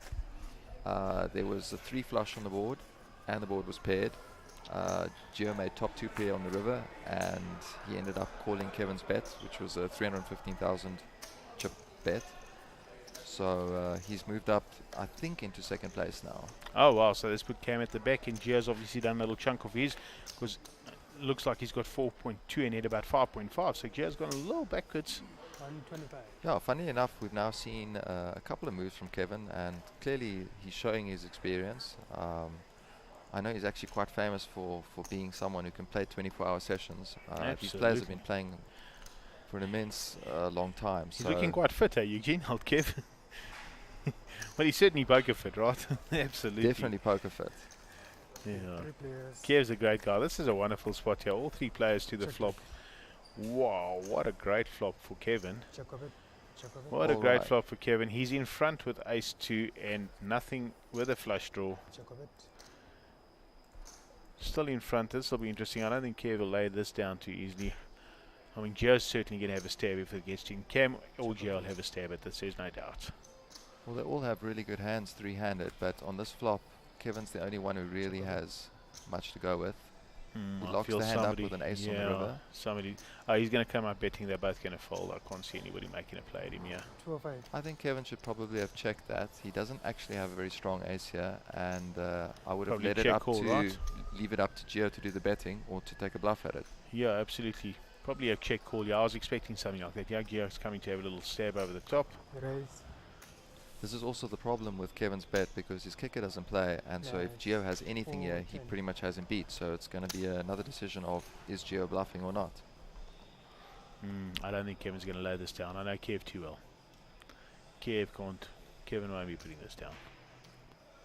There we go, straight away. Makes a rather quick call there. Yeah, I know Kev well. Kev's actually really stamping his authority down on this final table now. After almost being out, Kevin's really showing his experience. As you said, well, looks like he's got the And there chip the lead. chip lead is and with there Kevin we go. Khalil. Very evenly stacked now. Cam about $1 million behind them, but I mean that happens so fast. That's one hand you catch those million chips.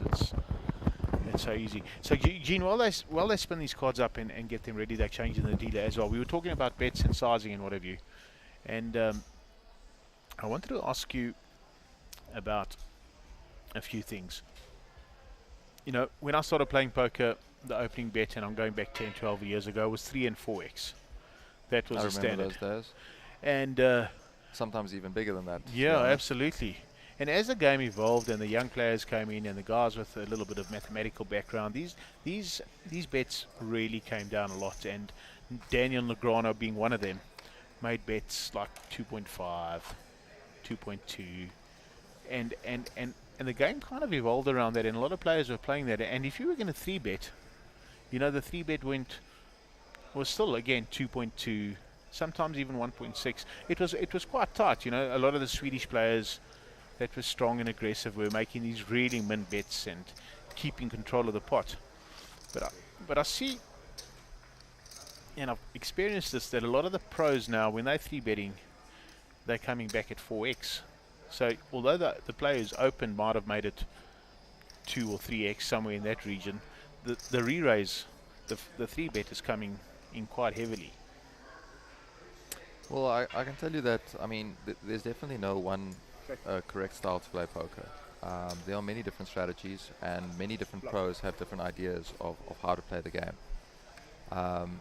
The strategy you spoke about that Daniel employs is what he calls a small ball strategy. He Yeah, I likes read to that play book. small pots, and he believes that he has better post-flop abilities and skills and hand reading skills, so that when he plays smaller pots, he's going to get unlucky in smaller pots, and he'll know exactly when he's ahead. And he's not going to have these big swings in pots where he's maybe a 60% favorite, but he might be out in one of these big hands.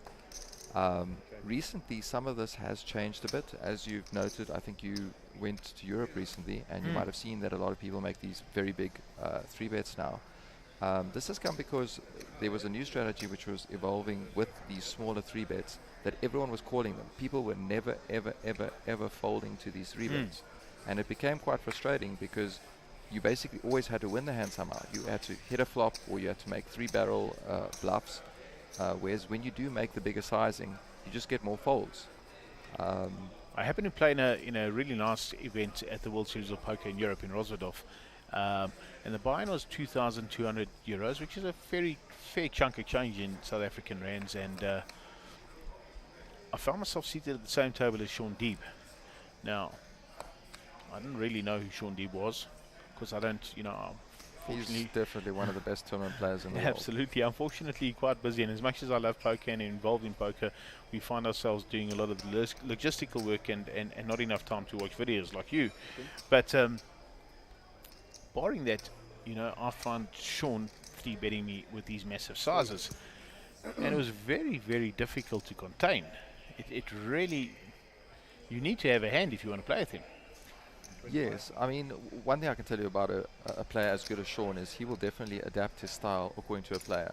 Even though he's never seen you, never heard of you, he will watch how you play, and he will definitely, I'm pretty sure he wouldn't even use the same sizing the whole time. He would have seen how many hands you played, and according to the tendencies he sees with you.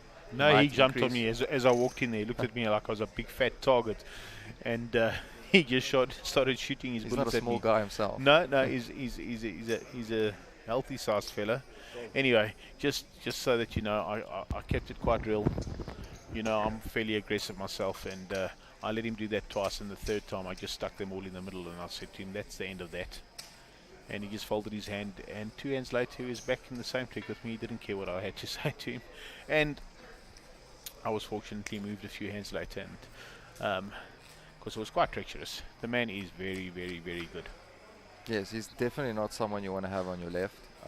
And the difference between sort of if I can call it a casual pro and a professional player like him is, you might play back at him once and you might think, okay, well, that's the end of that. I've taught him a lesson. He will just come back twice as hard. He will say, let me see you do that 3 times in a row. And that's probably the only time he will back down. Where does that come from, Eugene? Where do people get these instincts from? Where do people get this natural ability to just, is it just an absolute being fearless on top of having a great sense of poker? It's definitely a combination of many skills. I think a competitive nature is very important. Pure aggression is very important, and then you can never forget the mathematics of the game.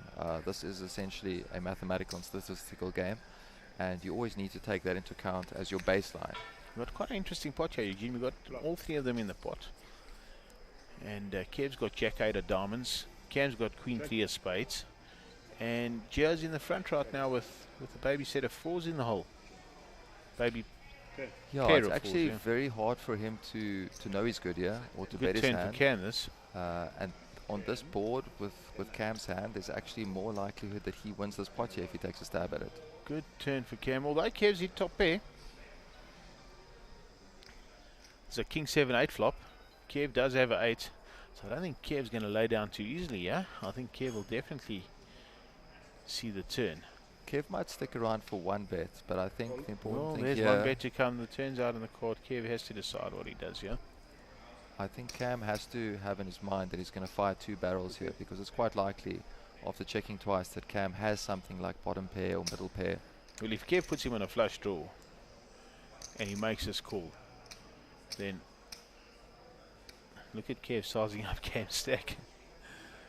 If Kev makes this call and a spade doesn't come or any other scare card, I mean, Cam will not get away with a bet on the river. We've seen that with Gio a few hands ago, where Gio raised him where Kev had a small ace and he called where his kicker didn't even count.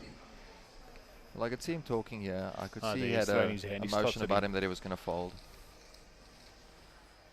Was that just from the TV, or was that just your tell on the man? Because you played with him so many times. Did you pick up a tell there, Eugene? People generally have a look on their face. This is not so much a tell. He was giving it away that he's going to fold there. He looked very unhappy, and I could see him sort of moaning about. Kev is quite cute. He likes to moan a bit, but his moans are fun. He'll moan at the players and tell them that they were behind the whole time. And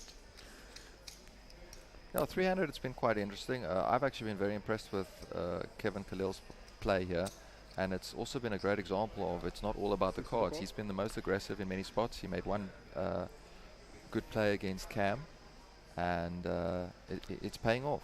yeah, 300 aggression is really Queen key. 10, quite a good hand three ways. I need to tell you, well, you know that, but I need to tell our viewers that these three guys are really good mates. All three of them are very, very close to each other. So that makes this even more interesting, you know.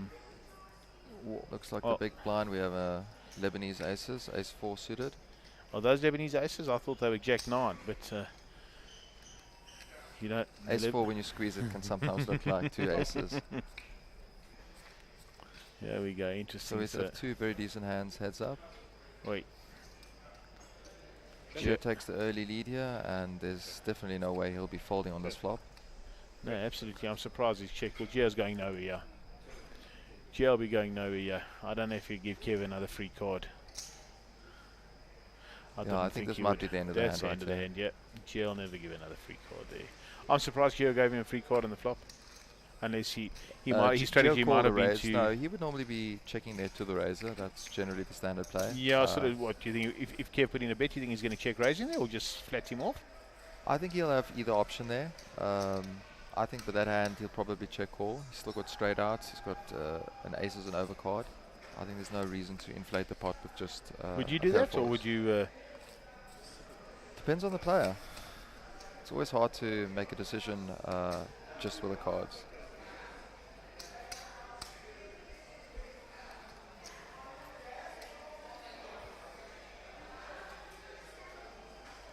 Geez, there seemed to be a noisy crowd coming through past the poker room here. They must have just finished a big birthday party. I think I did see on the first floor they had some kind of event or party. There were people Right, having Cam's a got really good time. King of clubs, 10 of diamonds in the hole. On the button. I mean, that's He will- raising all day, three-handed. I think he'll make it 130,000. That seems to be the amount he's been going for. There we go. And Kev's got Jack 7 of spades. I don't think Kevin is... Oh, that's Gio with Jack 7 of spades. And from Kev, we have ace 7. Yeah, Ace any seven. ace 3-handed is a strong hand, and I think he'll defend here. He's getting a good price to call as well. Yeah, absolutely. I'm not entirely sure he should be defending. I think Kev might want to just raise it and just see where he is from early days. Kev flat called ace jack from the big blind earlier, so I think he will probably But do that's the the same end of with this ace hand, 7. right? Because Kev's going to check and Cam's going to lead. Well, Kev's going to check and Kev's going to continue it, and I can't see Kevin calling anything. Oh, wow. So the flop went check, check. Okay. And Kevin checks before it even comes out. I'm very surprised that Cam has let this go all 3 streets. And there we go. He's picked up the king. I think Cam thought his king high was probably good, and that's probably the reason he just kept the pot small. He's now obviously got a lock on the and hand. Kev, I think, is going to call this. I think Kev's going to call this ace high, and he's going to find himself just paying in the chips. It looks like it's 150k for him to call. I don't expect Cam to ever bluff here. I personally wouldn't make this call here. I think if Cam was going to make a bluff, he would have done it earlier in the hand. And if Kev does make this call, he's going to moan. That I promise you. He's going to show Cam I was ahead the whole way out. There's no doubt. Already he's He's got the old monies out there. I actually think he's going to fold here. Yeah, he is going to fold, but it's unlikely for him to call ace high. But he's not very happy, clearly. Oh, there we go. He stuck them in the middle. Now, yeah, watch the moan on its way. Oh, it doesn't even show it. Doesn't even show it. So it's actually now incredibly even. Gio is the chip lead again. Cam in second. I see what's quite interesting is these three are big mates, as I've told you earlier. And they're all pretty evenly stacked. And, you know, in the history of South African poker tournaments, there are so many deals that are struck. And I know you personally do not like deals at all. I'm with you on that. I generally, if I get involved in deals, I prefer them to be stop deals.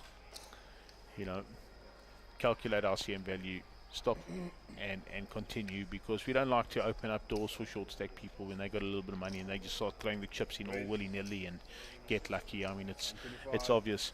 But I would have really thought that these three might have, because they're so close, evenly stacked, might have chopped up the balance of this money. I mean, I can't comment personally on whether they have done anything. No, they definitely haven't. I can assure you that there's been no deals. I can say that one of the incentives to often make a deal is when there's not a lot of play left, when it's a bit of a crapshoot. And because there's so much play left here, there's really no incentive to take out the gamble, because this really isn't a gamble. I actually do expect the best player here to win. That's if you were a betting man, which you are a little bit in some ways, and I open up a book right now, who would you put your $10 on? Well, combined with the fact that he has the current chip lead, and I think he is the most aggressive player and the most accomplished short-handed player, I would go with Gio. You'd go with Gio? And then next with Cam. But I've been very impressed with Kevin's play. Yeah, absolutely. And I was just going to say, based on Kevin's play, you certainly can't write him off here. He's really, really come from, like I said to you before you came at the booth, Kev had about 350 after a hand with Ace Jack against Ace King against Gio, and they were taking out a player. So Gio's got top pair here, and he's leading the pot. Camel fold, and Gio took him off. So second pair. Yeah, and he put in a little value bet there on the river, but Cam had nothing. I think Cam has folded, yeah. And the chips are moving around. The chips are moving around. Gio back up to 4. The other two both on about 2.8. No one seems to be getting too out of line yet. Like I said, it's always the job of the short stack to say that I have nothing to lose and that I really have to start moving the action to move up the ladder.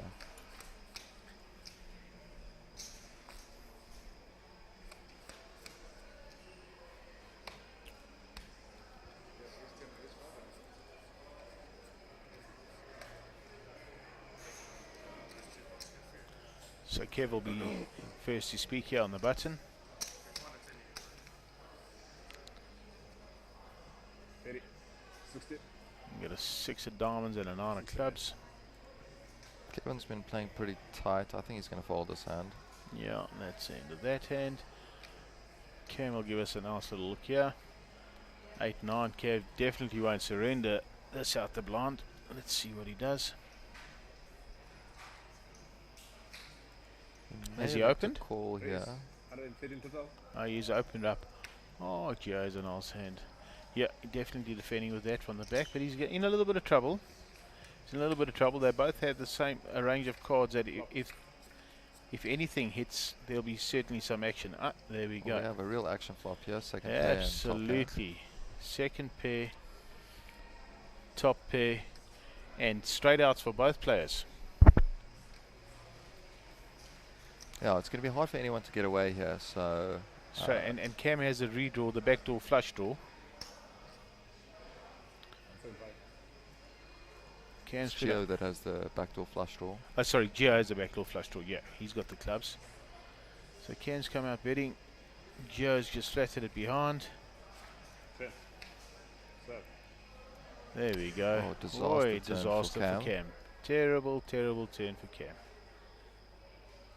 So Normally on a full ring table, Cam might slow down, but because we're short-handed, his top pair is still supposed to be the best hand. And Absolutely. he won't just immediately give Gio the 7 here. Yeah, and that's Cam only got one out, right? Only got 2 nines. 2 nines. Yep. 2 black nines to save him. Or 1 black nine to save him. Oh, that's right. Kevin folded a 9. This is a spot where Gio's image really helps him because he previously tried a bluff on Kevin, which got called down. And so Cam and all these players do know that he has an image of being very aggressive and trying to represent cards. So I'm not really sure whether Cam is just going to get away here. No, but it's a brutal card for him. Whoa. And Gio's come to put out the pressure, and you know, Cam's either going to give him the 7 or he's going to come back at him hard. I definitely don't think he's going to raise here. I think his options would be to fold or call. I have a feeling he might call now, and then I'm not sure whether he'll call again on the river, because I think Gio will bet really hard on the river. Yeah.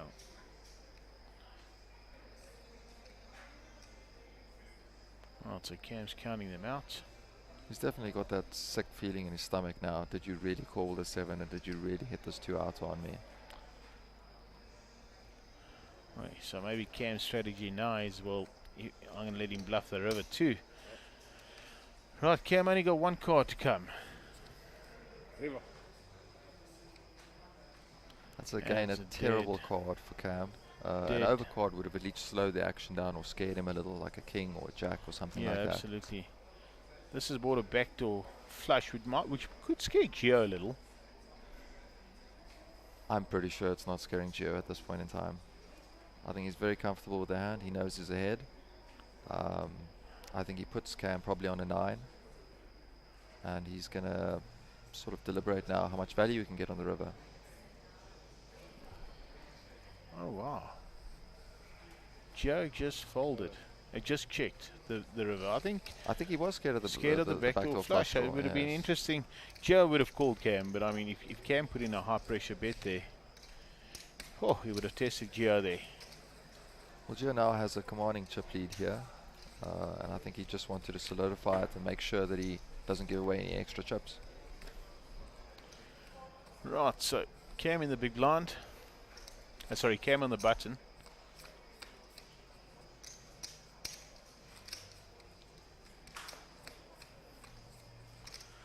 So the chips are moving around. It seems like they're moving.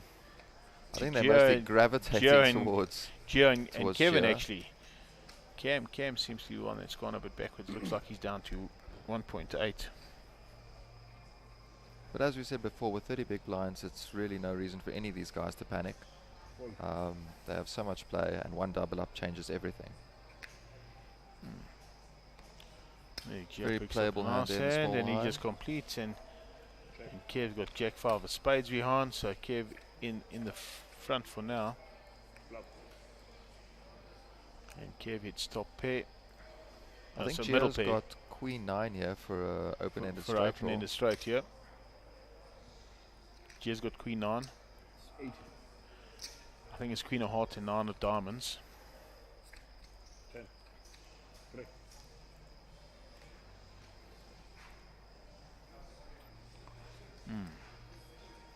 Gio going to bet his draw. Kev definitely called him. He knows that if Gio would have opened with ace. Yes, no, I think Kevin's quite comfortable that he's ahead here. I Yeah. think when he checks the flop, he's sort of inducing Gio to take a stab at it. Absolutely. With 2 pair now, he's going absolutely nowhere. Absolutely. Gio, if Gio has a stab here, Kevin's definitely calling. I think Kevin's Gio already has showed. to have a stab here. Oh, he's checked. Oh, he did check. And Kev, not scared. Wow. Kev's very impressive right now, I must be honest with you.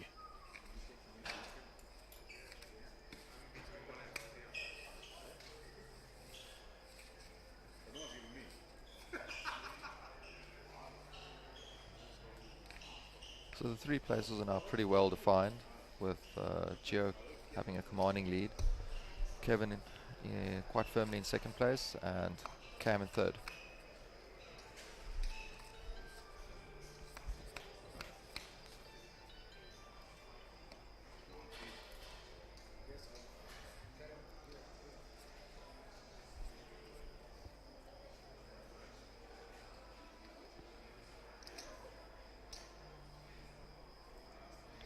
Right, so Gear's got 3-4 on the button. Let's go straight into the muck and have a look at what Kev has here.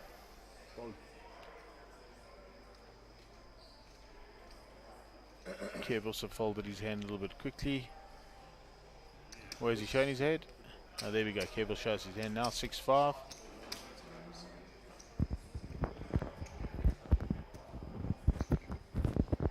And he's completed. I think Cam had 7-2. Cam had 7-2. I'm not entirely sure they were suited. They were, I think it's 7-2 of diamonds. Right. So the flops come with a 2. And Cam will definitely bet his 2. And Kevin will just fold Oh, instant. this will be check bet fold. Yeah, instant fold. Cam, show your 7-2. Another interesting thing about this 3-handed dynamic is the chip leader's position. So even though Cam might have more experience playing short-handed poker like this, he's got a terrible position with a chip leader to his left.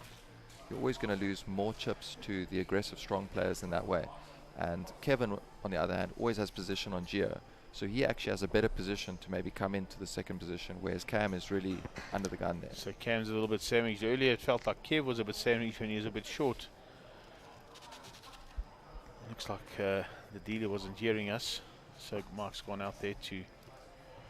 Cam's going to have a lot of situations where he's going to be in the small blind and Geo in the big blind. That's always going to be really tough to play. Really tough, yeah. Geo's unlikely to surrender his big blind too many times. But I'm going to go back to Kev. He's just playing this. He's just playing it immaculately. You know, he seems to be picking his spots nicely. He's just making great calls, barring the error calling ace high against Cam. He's just really looks comfortable.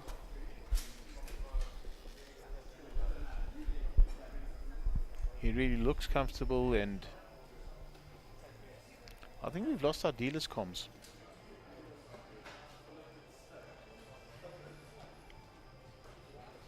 Cam has king 8.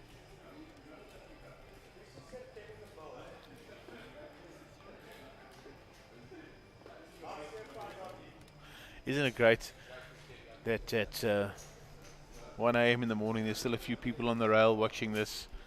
I had a look online a few minutes ago, and between our different platforms there are about 75 people at 1 a.m. in the morning watching this live stream. I would even be surprised that it's only 75. I've spoken to a lot of people, and people all over the country are following this. Like I said, it's 1 a.m., right? So some people would have gone to bed, and you know, not everyone's like you, Eugene, that just stays up all night and thinks about what hands people beat me with, and strategizes and writes down their notes, etc. Let's have a look at the stacks here. Geo on 4.5, Kev on 2.7, and Cam on 2.2.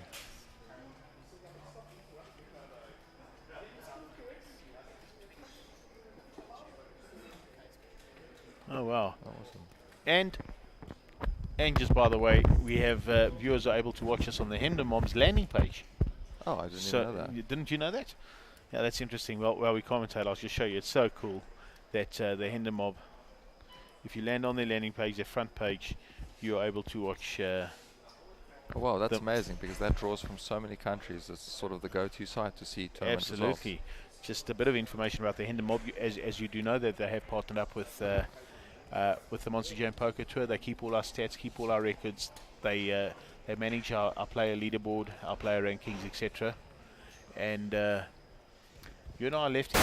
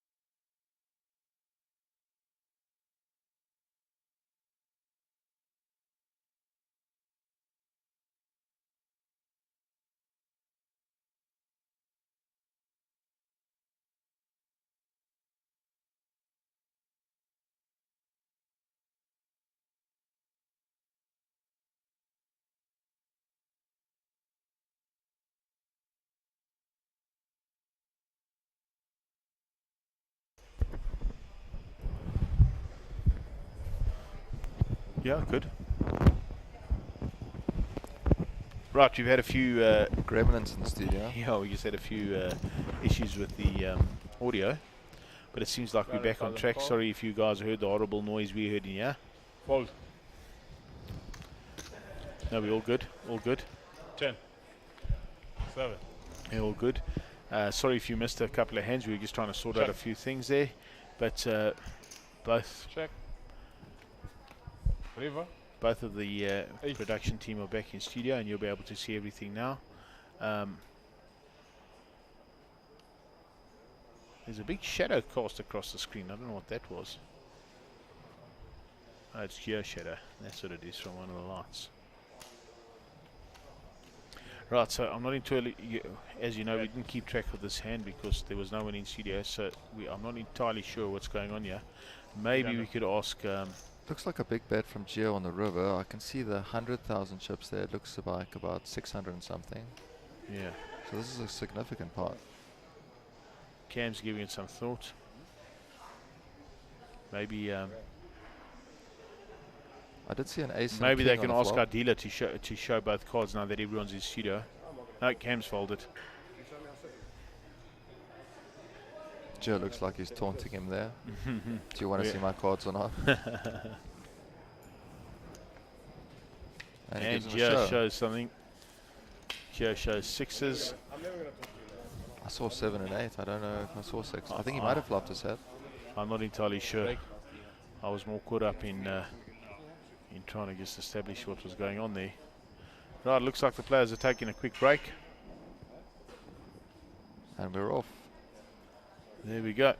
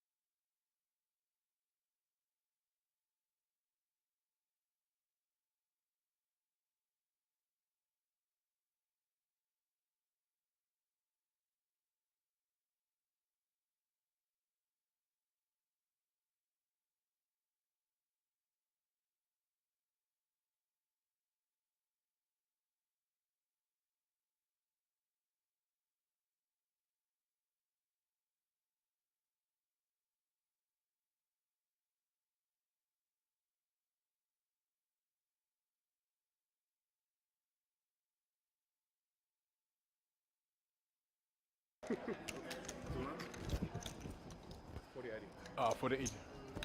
Yeah.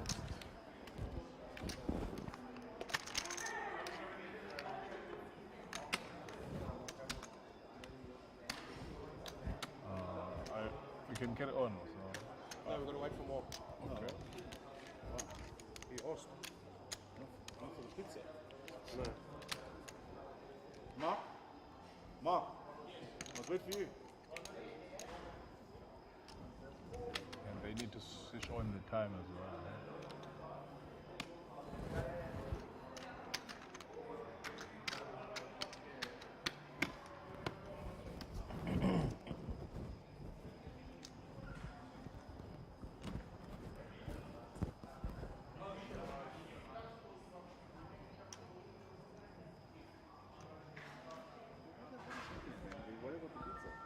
No, you're waiting for. They want to commentate on the hands. They're commentating every hand. Well, I know, on YouTube.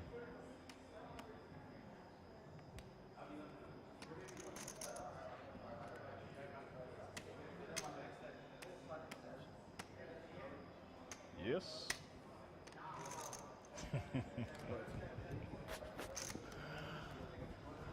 Loud and clear, brother.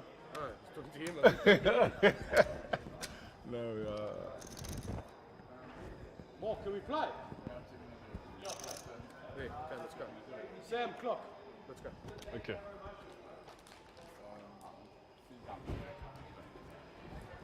If that happens. Yeah. Yeah, well, we've got taking a turn.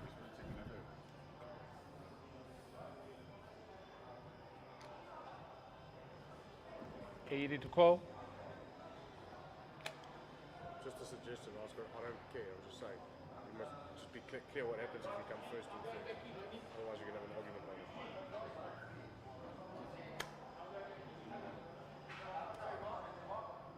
Actually, right. So, you can give me second and third. 700. 690.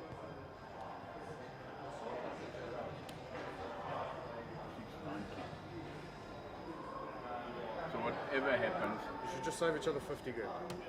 No no, matter where you whatever finish. happens, if it's first and second or first and third, I don't know how we're going to do it. Trust me, save each other 50 grand. It's the same thing.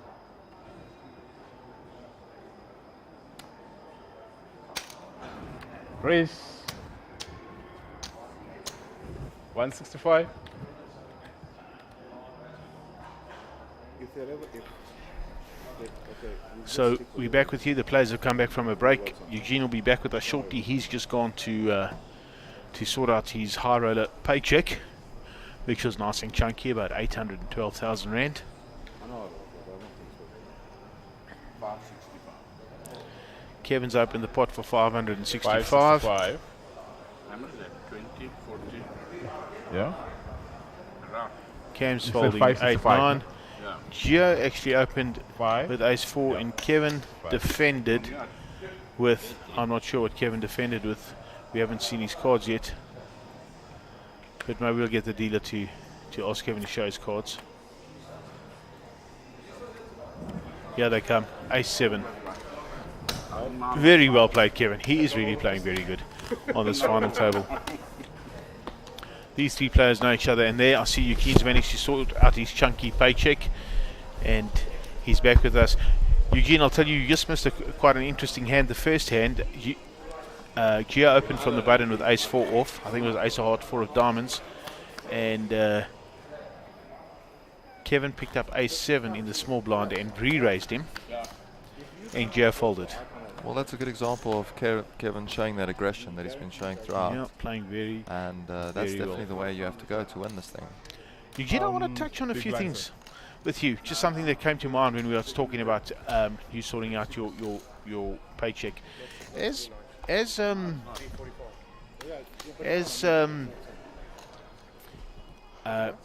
poker has progressed over the years, you know, it was a standard 10% of the field got paid, and as it's gone on, they've gone on playing 12% of the field, and now even up to 15% of the field. And at Monsterjam, we were also very stuck on playing 10% of the field. We felt we wanted to reward the players that got deep. But as we progressed and financial times are tough, we found that it's probably more important to play a few more players in the field, obviously to probably regenerate the money back into the economy, and hopefully that money would come back to poker. I think, if a player feels they've cashed, they'd want to come back. Your thoughts? Well, I've also followed that progression. I can give my personal view that as a player who plays at a decent level, I personally do prefer a top-heavy structure, and so I like the 10%. But the World Series, I know, has now gone to something like 12%. 15 actually. They've moved to 15, yeah. And WPT has traditionally always done 15%. It's often a great sort of company policy to do this with a long series, because if someone cashes in the first event, they're more likely to play more events. I think there's also a huge factor, the amount of personal satisfaction people get from cashing. It's an achievement, and I know it really breaks people when they fall out just before the money on the bubble. Yeah, so we've got at Monsterjam we have a pay structure that kind of goes on around 10%, but if we get to 70 players in the field, it'll go up to, we'll play 10 players payouts, so that'll move up to around about 12. But what we've done traditionally in the past is we paid on unique entries. So if we, for example, had a main event that had 100 unique entries, and with re-entries got to 200, for example, we'd only pay the top 100. But now we've adjusted our strategy, and we actually, because it's a re-entry and those players theoretically have come in as a new player, we are now playing out the prize structure as it is on the 200 entries into the tournament. So it's a little bit what's the word I'm looking for? Unfair to players that maybe did 3 or 4 bullets, because if they catch them in cash, they can't get any of their money back. But it's probably better than what they would have had if they, because that min cash has now gone deep. Instead of playing out 10 players, if they bust out at 18th, they're going to get a min cash. Yeah, I mean the theory behind a re-entry is it's basically a completely new player. There is no difference between me re-entering 5 times and 5 different people entering 5 times. You get a new seat draw, new seat table, fresh chips. So it really is a fresh player. So that probably is the correct way to look at it. It's different from a rebuy tournament where you actually sit in your seat. Yes. You pay the money, you don't even miss a hand, and it's the same player. Absolutely. That is just carrying on. Absolutely. So we've adopted that policy. We're quite fortunate as an independent operator. We can set the rules and the tone as we see it. Obviously, we can't just go ahead and make those changes. Everything we do is approved by the regulators. So we'd have to go in and apply to them and say to them, right, this is the payout structure that's happening, and this is the changes that we're making, and they would study it and inspect it and then basically approve it. So it's not something that it's not a decision that can just be made. Yes, well, everything in a casino is has to go through a lot of red tape. Gambling board is known for being one of the strictest boards to get through. So I can totally understand especially here in South Africa, the regulators are really tough. They know what they want to do, and they're very, very stringent about what they want to do. And the truth is, we've had tons of experience with them. That they are not really lenient at all. Yeah, they have their rules. They are essentially here to protect the players. Absolutely. And that's one of their biggest policies. The CPA, the Customer Protection Act, is their number one issue that they deal with. Flop. Right, interesting. Looks like we have an interesting hand developing here. Whoa. Bottom pair for Geo. Kev has a flush draw and a gut shot. Bad triple two. In heads up play, bottom pair is not a hand you just immediately let go of. What position would you like to be in here right now, Eugene? Would you like to have Kev's cards or Geo's cards on this flop? Well, the 9-7 is a great hand to play here, because firstly you actually have better equity when the turn in the river comes. He's a 63% favorite here. But more importantly, you can really apply a lot of pressure because you can make such a big hand. Check. Oh wow! And Kevin just moved all in. Geo checked him. And And as you said, it, instantly folded. the amount of equity that he had there, he just forced Gio into a fold.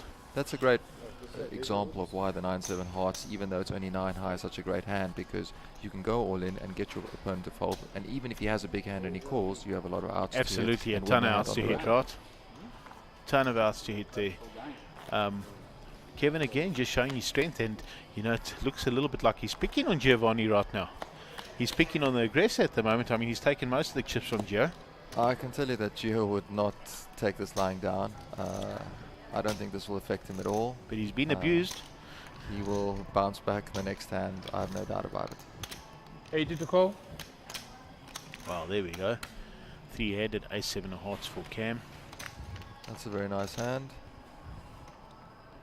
Definitely going to raise. Ollie. Probably something around Oh wow, 100. Cam's just moved all in for the hole, 1.9. Gio shows queen 3. That's gone. Kevin's just, I've just heard in my earpiece that Kevin says he hasn't looked at his cards yet. So he's showing you 7 and a 10 of clubs. Kevin can't call here. No, so definitely won't, and he Cam will take expose down them. the pot. Not a bad hand, he says. Was absolutely dominated. So the blinds have gone up here, and Cam went from having 30 big blinds to what looks to be about 23, 24 big blinds. So So the the play av- changes a little. He's now probably going to be looking to shoving and reshoving as opposed to playing as many flops as he was before. So the average stack is just a little over 3 million, and the blinds are, I think, 80,000, right? 40, So- 80. Yeah. So how many bigs is that, Eugene? I'm going to let you quickly calculate that for me. I said he's got about 23, 24 big 23, blinds. 24. And what is the average big line? How many big lines does the average stack have right now? If average was 3 million, Oh, the average would be about 38. about 38 bigs. So that's pretty deep for 3-handed. Raise. That's very deep. 160 total. The chip leaders here have a lot of play for sure. So Gio's opened up with 5-4 of diamonds, So, and he's opened up. And Kev looks like he's just going to make a fold. I can't really see Kevin's hand. Kev's Oh, got Jack This Queen. is quite a strong But hand. has Kev folded the ace-4? Kev stuck the ace-4 into the muck. And here we go. Cam just going to, I think he's going to take a flop here. yeah, he's going to take a Queen flop. Jack flops really nicely. You can make a lot of top pairs, straight draws. Flop. Right, there we go. And Cam that's hits a just a commanding, perfect flop and here that's for the end Cam. of it, right? Gio won't throw any more Check. chips into this pot. 10. King.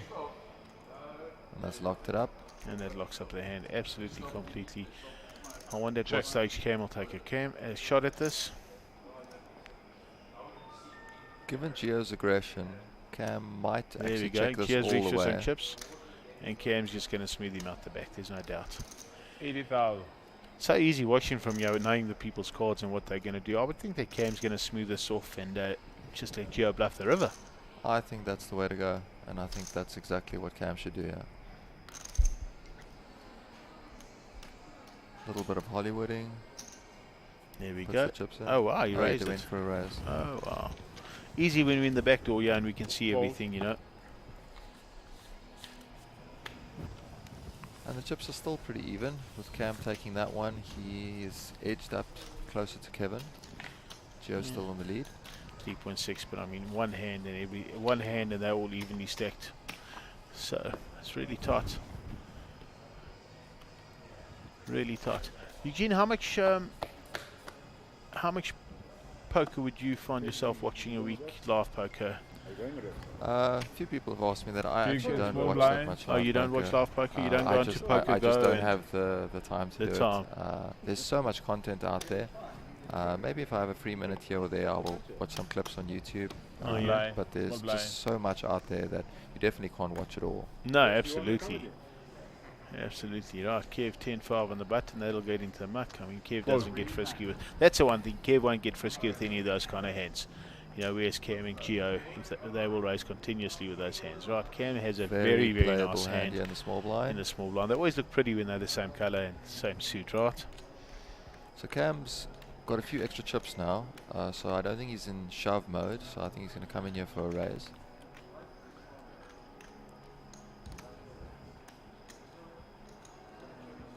He's got about 32, 33 big blinds, so it's definitely too many chips to just shove it all in.